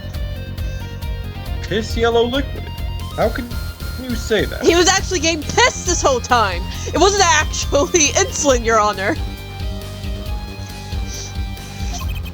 They're injecting piss into his veins. As far as I can tell from this photo, it's vomit green. Yes, but what color is the 4 bag itself? The bag? You mean the plastic bag on the hook? No, when I say it's a bag, I mean your old mother. It looks like, I want to say light blue? Precisely. Figured it out yet, or do you need to go back to first grade? Put the yellow liquid in a blue bag and... you get green. This, incidentally, is the liquid's true color. I see. Your explanation does have the ring of truth to it.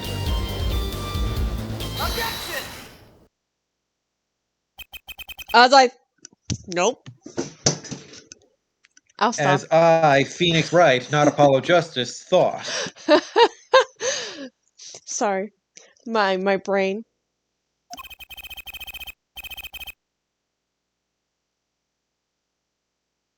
There's no substitute for for experience, Prosecutor Gavin. What? You may tell a good tale. But you've just proven something rather grave. For you, that is. Grave? The liquid in the 4 is yellow, yes. But how did this witness know that? It's quite unnatural when you think about it. You did think about it, didn't you? No brain, head empty. Ah! Ugh! Your Honor, the defense requests an explanation from the witness. At the scene of the crime, the 4 liquid appears to be green.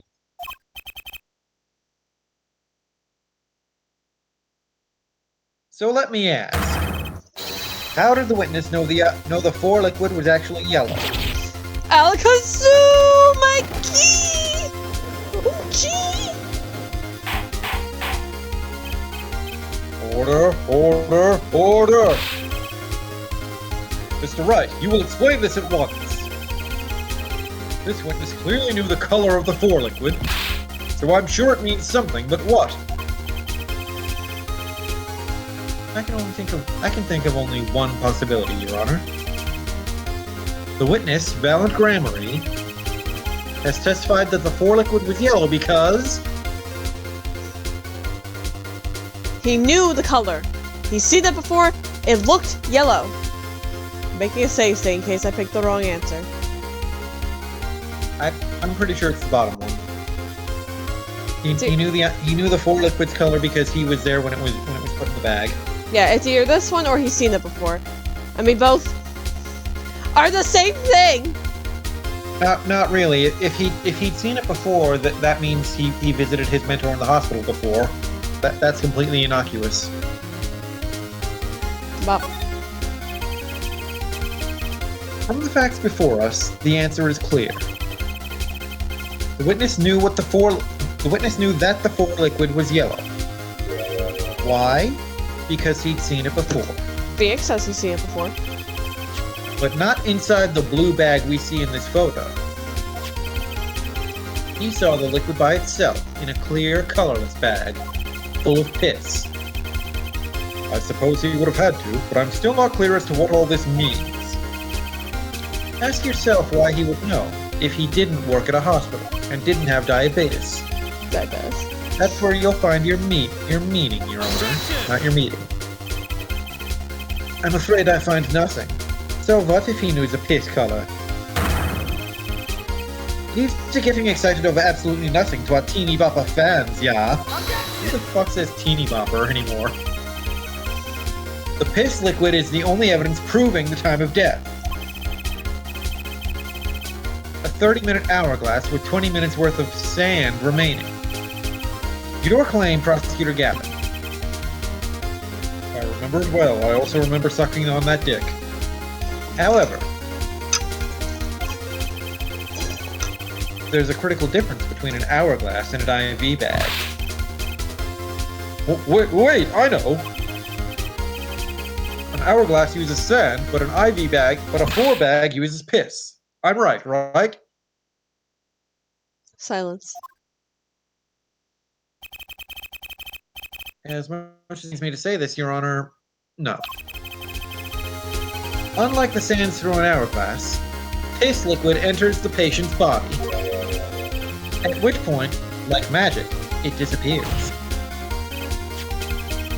However, what if the amount of piss had increased? You couldn't tell, could you? After all, there's no way of knowing how much went in.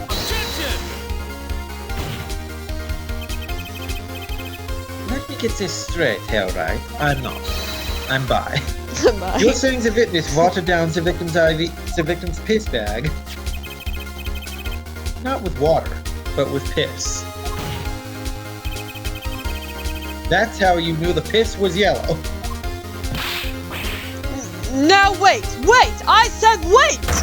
How might an amateur such as myself essay to perform such a task? I'm an amateur too, but I can pour piss into a cup. Or can you? Okay, let me just unzip and somebody go get me a cup. I'll do it right now. I'll show you. I'm afraid there's a big difference between a cup and a piss bag. Why? Can you prove our witness is capable of pissing so precisely?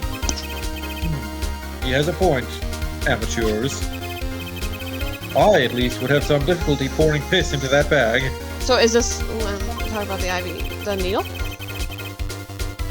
You don't need to be an expert to see the look on the witness's face. He added liquid to that piss to throw off the time of death. Daniel says, "There's no such thing as straight people, right?" And Phoenix is like, "Yes, I'm aware. I too am bisexual." But what about Larry? Phoenix remembers Larry. Larry is Mr. the Frog. We have all agreed. A Larry is not a people. Kethel suggests that Val could use the syringe for that. That's why I I'm think. tired of these fairy tales lacking evidence. Well, Mr. Wright, any solid evidence to bring us back down to Earth? Yes. Valid grammar.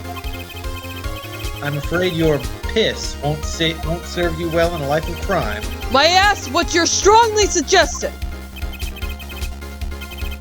Magic relies on props, and props become evidence. Our witness was certainly able to increase the amount of piss in the bag. All he had to do was work in a little magic, and the prop was his dick. Take that! The victim's syringe. It's the perfect prop for the magically increasing piss trick, and easy enough for an amateur to use.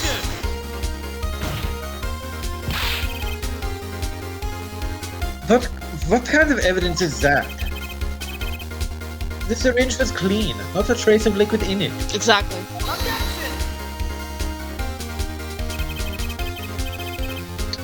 And don't you find that odd, Prosecutor Gavin? What? The victim had the syringe to administer his insulin shots. There should have been traces of insulin left inside. Well, Valent Grammary? As you pointed out yourself, the piss makes the perfect clock. One that you can manipulate at will. Alaka! Ellicott! Ah!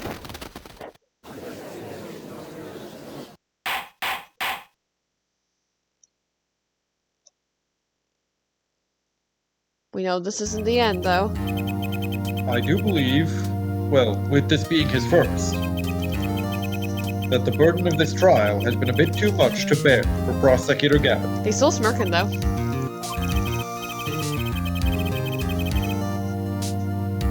I'm afraid that while there is a doubt as to the amount of piss in that bag, the time of death cannot be proven. And that brings our trial to a close for today. Well, maybe I can squeeze an extra day out of this. I can do a little much-needed investigation work. I see there are no objections. Court of the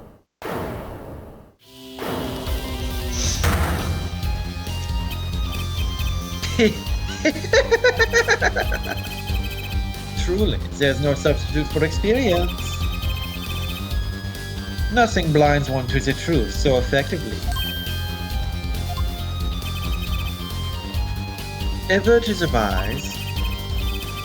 Underestimate the young, and they'll sweep you off your feet and carry you over the threshold. In a way you never, ever expected. You'll never see it coming! Oh, you see me coming. You see, I know exactly what you're thinking. What's he talking about? Coming? What? You say the witness used the syringe to manipulate the level of the piss. But there's no proof? There's no proof he didn't do it either. Yes, quite true. Huh? He's admitting it? Nor was this witness quite as decisive as I'd hoped.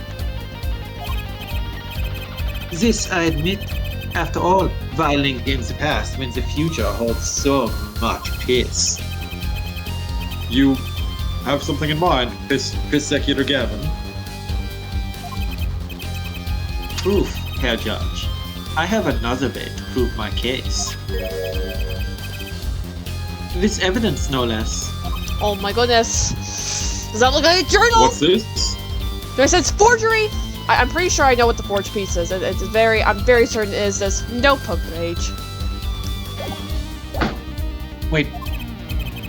Show the notebook page again. No, the entry for it. Oh, the entry. Mysterious paper received just before the trial. Notebook page. Type documents received from Trucy Enigmar. Where did Trucy get it again? Like who gave that to her? She said. And who told her to give it to the old boy? Sus. I wonder. This is the victim, Magnifique Gramarie's diary. Not his journal, his diary. Diary, not his journal. To be fair, Diary? it's... I know Phoenix presented forged evidence, but he didn't know it was forged. So I think... Poor Phoenix. Is what I'm trying to say. Yeah, it's kind of contrived, honestly. Yeah. After going into the hospital, Magnifique began writing his memoirs, it seems. This is why all evidence should be presented to the court before the trial. Yeah, this is why discovery periods are a thing. Yeah. The story of his birth, his startling debut, and of meeting his disciples. It seems he intended for the last chapter to end quite appropriate. With his death.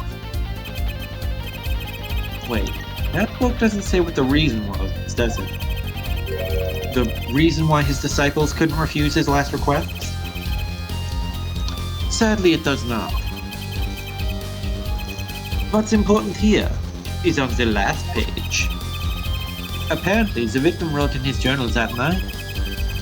Even after the 4 had begun at 11 p.m. The 4 of piss. Let's read it, shall we? Tonight's 4 is in. Maybe the last. I leave the rest to them. The first should come soon. The journal may end here, or it may go on, but not long. That depends on his tab. All the So, it this was... does Sorry, you can read the line. I'll say after you read the line. No, you say it, because the line will still be there, but you'll have forgotten. No, okay, so... there was still a page torn, despite Phoenix receiving forged evidence back 7 years ago. So, this is obviously going to probably be brought up again. Didn't Vera say that? Didn't Vera say that she forged the whole book? Did she say she I forged thought the that book? was. I thought she only forged I the thought she page. said she forged the whole book on her own. This does appear to have been written just before his death. Daniel says the Four of Piss is my favorite tarot card. Kessel says I'd say the Emperor's card is my favorite. The court accepts this into evidence. Hopefully it's not forged. I hate when that happens. Magnify's forged diary added to the forged Yeah, court. I thought she said she only forged the page, but I may be wrong. Read the very last part with particular care. Press the check button, player.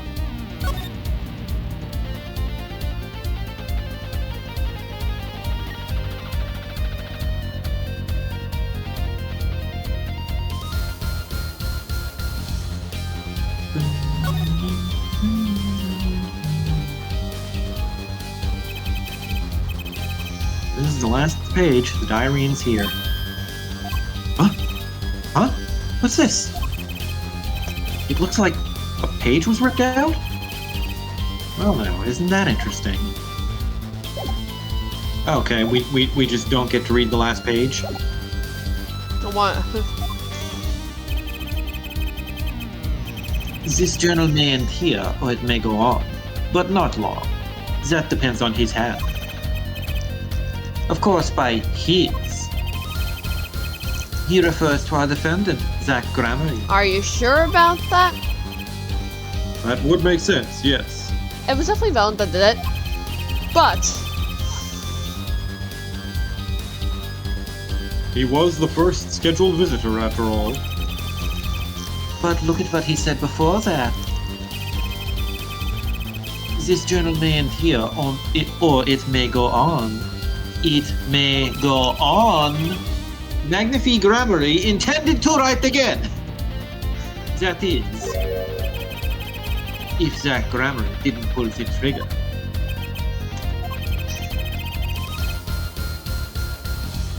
Kethel says you already have another piece of paper with writing on it that has a rip pattern that matches this one. Yes, but we know from the future that when Phoenix presents that, it's going to turn out to have been forged. And shit's gonna go down, even though he did not know it was forged. I see the defense understands the meaning of this. The victim's diary does not go on. It ends. Are you sure about that? We have forged evidence that proves you wrong! Because Magnify's life was brought to an end by the defendant, Zach Gramery.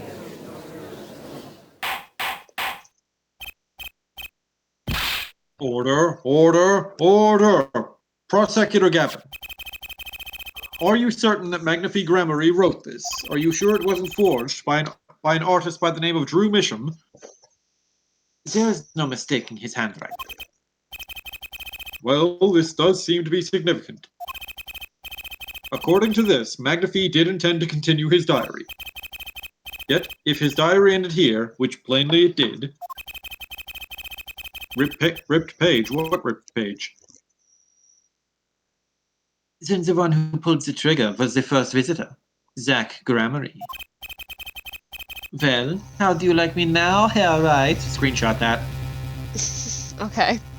You know, younger Clavier is definitely more like the normal prosecutors that we're used to.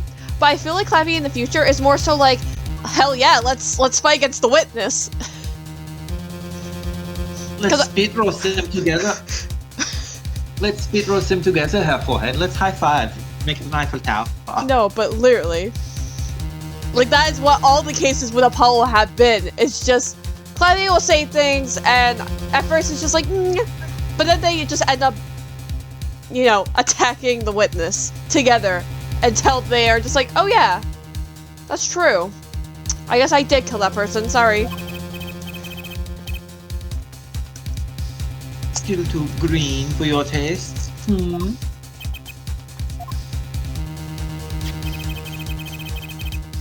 He's right about the diary being pretty clear. Still, I find it hard to believe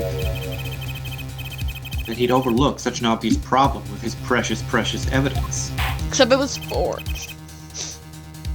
Well, Mr. Wright?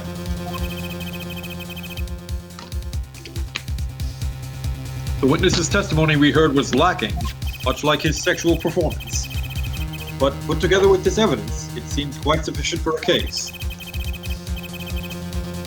The diary is accepted like this, the trial's over. Maybe it's time for me to show them something. I'm left with no choice but to show my own evidence. What? You have some evidence that overturns this diary? It's not too late to rethink this and avoid more embarrassment. Very well. Please show us your evidence, Mr. Wright. Incidentally, don't even think of showing us this diary I've just shown the court. Now that we've come this far, I hope you have something a little more decisive. Show us evidence that proves the victim continues writing his diary. Alright, I'd be happy to. The decisive evidence proving that the diary didn't end with this page is... Ugh, sorry Phoenix, I'm going to destroy your career again! First, take a close look at this diary. I can, this is painful. All that is left to is... Note that a page has clearly been ripped out. What's this?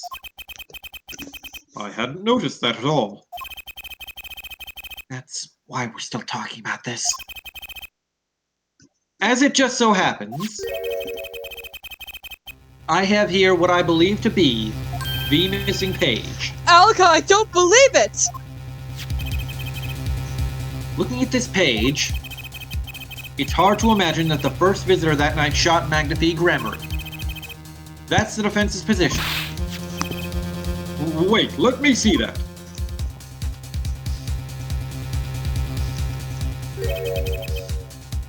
What in Sam Hill? Why, this is the continuation of the victim's diary.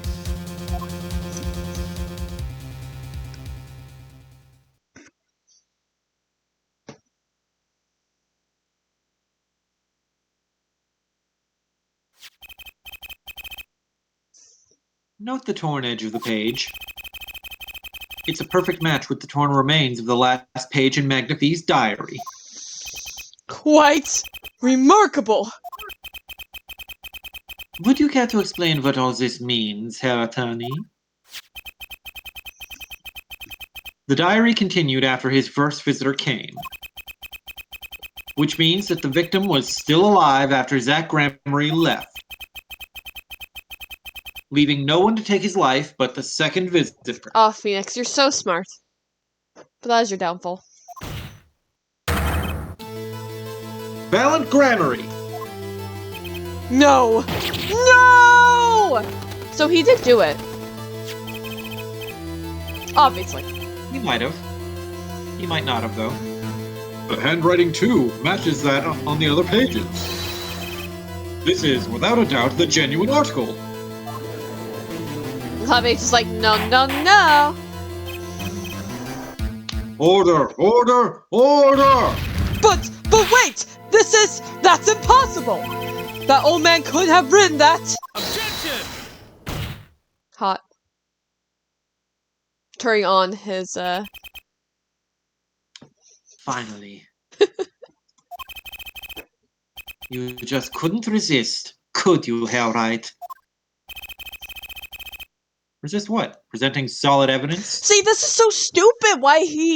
This is stupid! This is fucking lame! He shouldn't have lost his attorney's badge for this shit! He did know it was forged! It's very clear he did not know!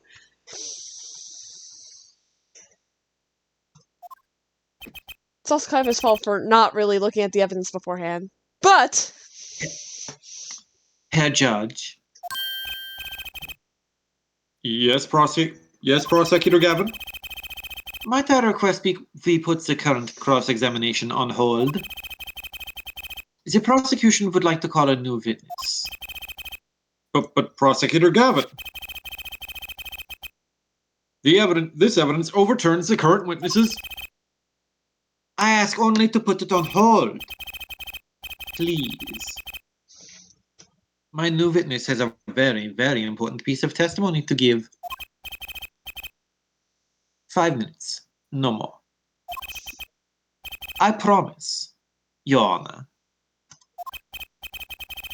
Well, if you put it that way. Mr. Wright, what's your take on this? Well, Your Honor, judging from his enthusiasm, we'll have to hear this new testimony sooner or later anyway. So it might as well be sooner. Then, though this is highly, highly irregular, we will put the current cross-examination on hold. The witness may step down.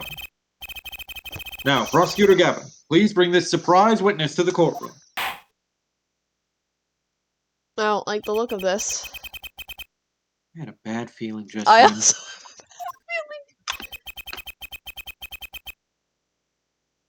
That ripped out page was too obvious.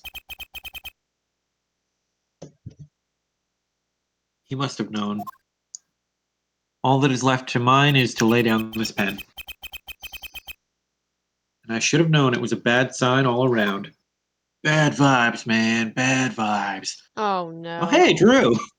Oh no. Holding trial with no audience is a first, even for me, Prosecutor Gavin. I beg the court's understanding. But I had to make a judiciary deal with this witness to secure his testimony. A judiciary deal? The details of his testimony may have some legal ramifications, shall we say. I thought it best to contain the information to this room. Very well. And you are the witness, I gather? You can be Drew. Yes, sir. State your name and occupation for the record. My name's Drew Misham. I'm a painter. A painter? And you are somehow related to this case? No, well, not per se. I have one simple question for this witness. Mr. Misham, was it? Do you know what this is? Oh, yeah. I know it well. How is that possible? See, Phoenix seems so confused. And that they're still gonna take away his attorney's badge. Sorry, I'm just angry about this whole situation. Have you seen this diary page somewhere before? Oh, yeah. I mean, I made it. You... what? You made it? Yes. You might call it one of my works. The regional prosecutor's office received a tip-off yesterday. Well, who gave them the tip-off? Gee, I wonder. Probably the same person who commissioned the page. Yeah. Illegal evidence has been prepared for the trial of Zach Gramery. Illegal evidence? So who would have done this? Evidence can be illegal? I feel like it was the Gee, girl. I bet it was Trucy and Igmar. I bet she did it. Oh, yeah. That's totally what I meant. She wanted Phoenix to get disbarred and then adopt her. Obviously, naturally. I initiated an investigation who found this witness. A painter to the world at large, Drew Bisham has another side, you might say. He is skilled in making perfect reproductions of certain things. Forgeries, in other words. Forgeries? Well, so we are to understand that this page here is A fake. Prepared by a certain defense attorney. No. Hold it! I didn't prepare this evidence. It was handed to me by a witch. Ah, the attorney speaks.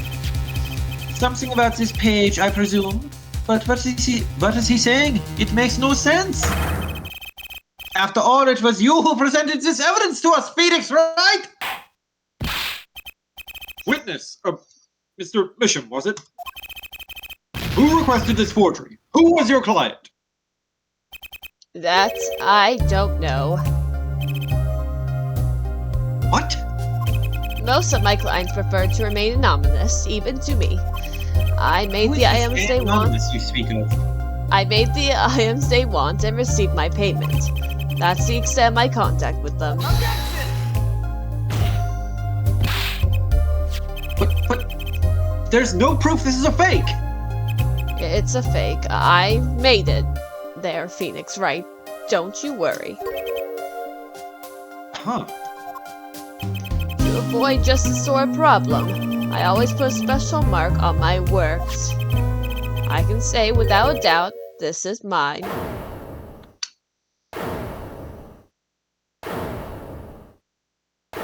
This is stupid though, still. Phoenix is like, I am so gonna poison this guy with a stamp. Mr. Wright, I don't think that's what Phoenix was thinking, but... you have just presented illegal evidence to this court. My court. It was careless of me. was a little careless. But also, like, he did know, so... It was exactly as careless of him as all the other evidence he has ever presented in his career. Yeah, given all the other evidence, could have also been forged, possibly. That's all I can say. Oh boy, here. Hello, little witch. What's this? I don't know, I just got it over there in the hall. They told me to give it to the old boy in the blue suit with that spiky hair. They said it was really important. Who is they? 2 people. It was all a trap. No, not 2 people. A non-binary person. Oh my It was gosh. all a trap. A fatal trap. Mr. Wright, Yes? do you have an explanation for yourself? I did. The court hear it. Probably not. We are corrupt as shit. Forging evidence is a serious crime. Getting caught for it is a serious crime. And presenting it in court, a serious mistake. Forged evidence? That's never happened. The prosecution has never done that before. The prosecution has never done that before. Right, Your Honor? The prosecution has never shown illegal evidence in court. No! What picture of Phoenix in a meeting with me, What? That's never happened before, obviously. And they totally didn't get in trouble for it. Because they did. Yeah, Francisca absolutely definitely didn't show the judge a picture of me as cleavage. A fatal mistake for an attorney. Not for a prosecutor, though. Not for a prosecutor. Well, of course. The legal system dick rides prosecutors, as a matter of course. Fatal too, perhaps, for your client, I fear.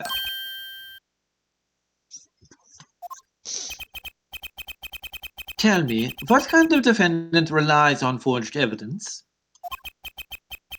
The answer is quite clear. Your mother. A guilty one! No!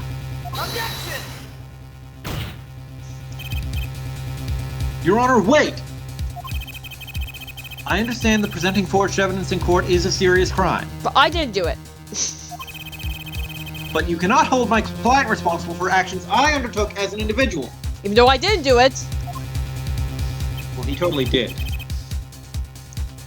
He did it in ignorance, but he still did it. Yeah. Ignorance of the law is not an excuse. Yeah. I am sorry, Mr. Wright. Unless you're prosecution! You are not a prosecutor, so I will not be dick riding you tonight. Your Honor? Not even a little? Catholic says this is by far the stupidest thing the judge has ever done. Not only does Nick have zero motive to do this, he did not even ask Nick where he acquired the paper from. Well, I mean, We know who in we these got from. circumstances, where he got it is not really a question the judge cares about, because as far as the legal system is concerned, Phoenix got it from Drew. There's no reason for the law to ask the question, where did you get it? Another close call, I dare say. And I still think the stupidest thing the judge ever did was when he said, Well, just because she's a 16-year-old girl doesn't mean I couldn't propose to her too. Yeah, that was kind of concerning. if the prosecutor's office hadn't received that hot tip, everything would have gone the way you wanted it to, yeah. I even gave you a chance. Too bad you decided not to think before embarrassing yourself and pooping your pants. I still need no further discussion on this. I see no need for further discussion on this matter. Special witness dismissed. Har har har har har har. I know there's no one there. Mr. Attorney, Yes. could I ask your name? Phoenix Wright, the man who was going to poison you with a stamp. Daddy Phoenix. I have seen and studied many people, but none like you. I'll remember you, Daddy Phoenix. And your ridiculous hair.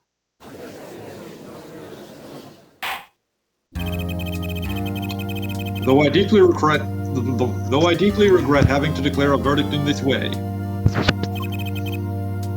this trial is over. You have the right to find a new attorney and make an appeal. However, this court must... Your Honor. Yes, Mr. Zack?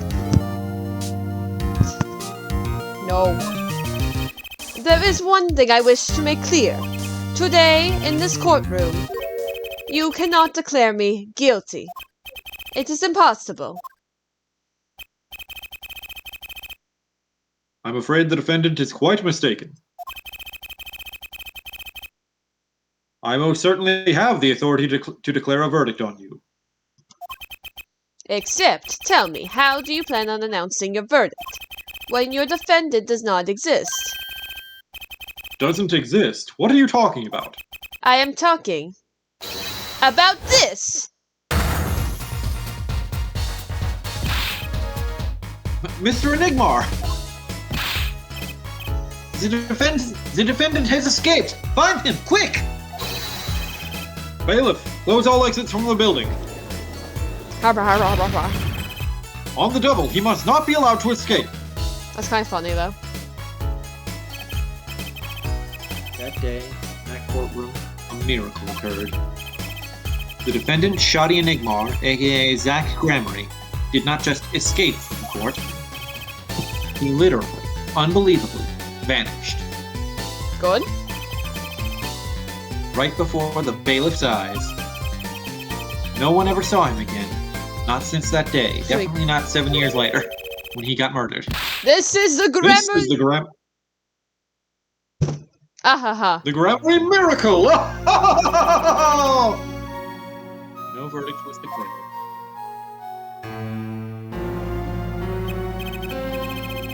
After all, the defendant didn't exist. And they can't declare a verdict in absentia. That's how it happened.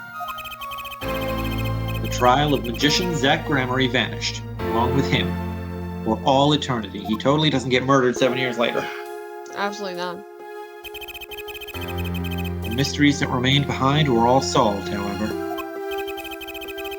But not until 7 years later. When Apollo Justice solved them. by murdering Shadi and Igmar. Oh my god. To be continued. So we've gone a bit over the 2-hour mark. Yeah, that will be it for tonight, Twitch crowd. You can catch us again with us on Monday. And you can catch us tomorrow on Mikey's Mhm. channel, twitch.tv/MikeyBuster, for some more Blaster Master 02. Yippee-ki-yay, Melon Farmer. Yippee-ki-yay! Anyway, yeah. Thank you for joining, and I'll see you all then. Bye. Night, Kethel. Night, Daniel. Both of you have a good sleep, or else. Enjoy your sleep. Or else Bye. or else you won't be well rested in the morning. Bye. Bye.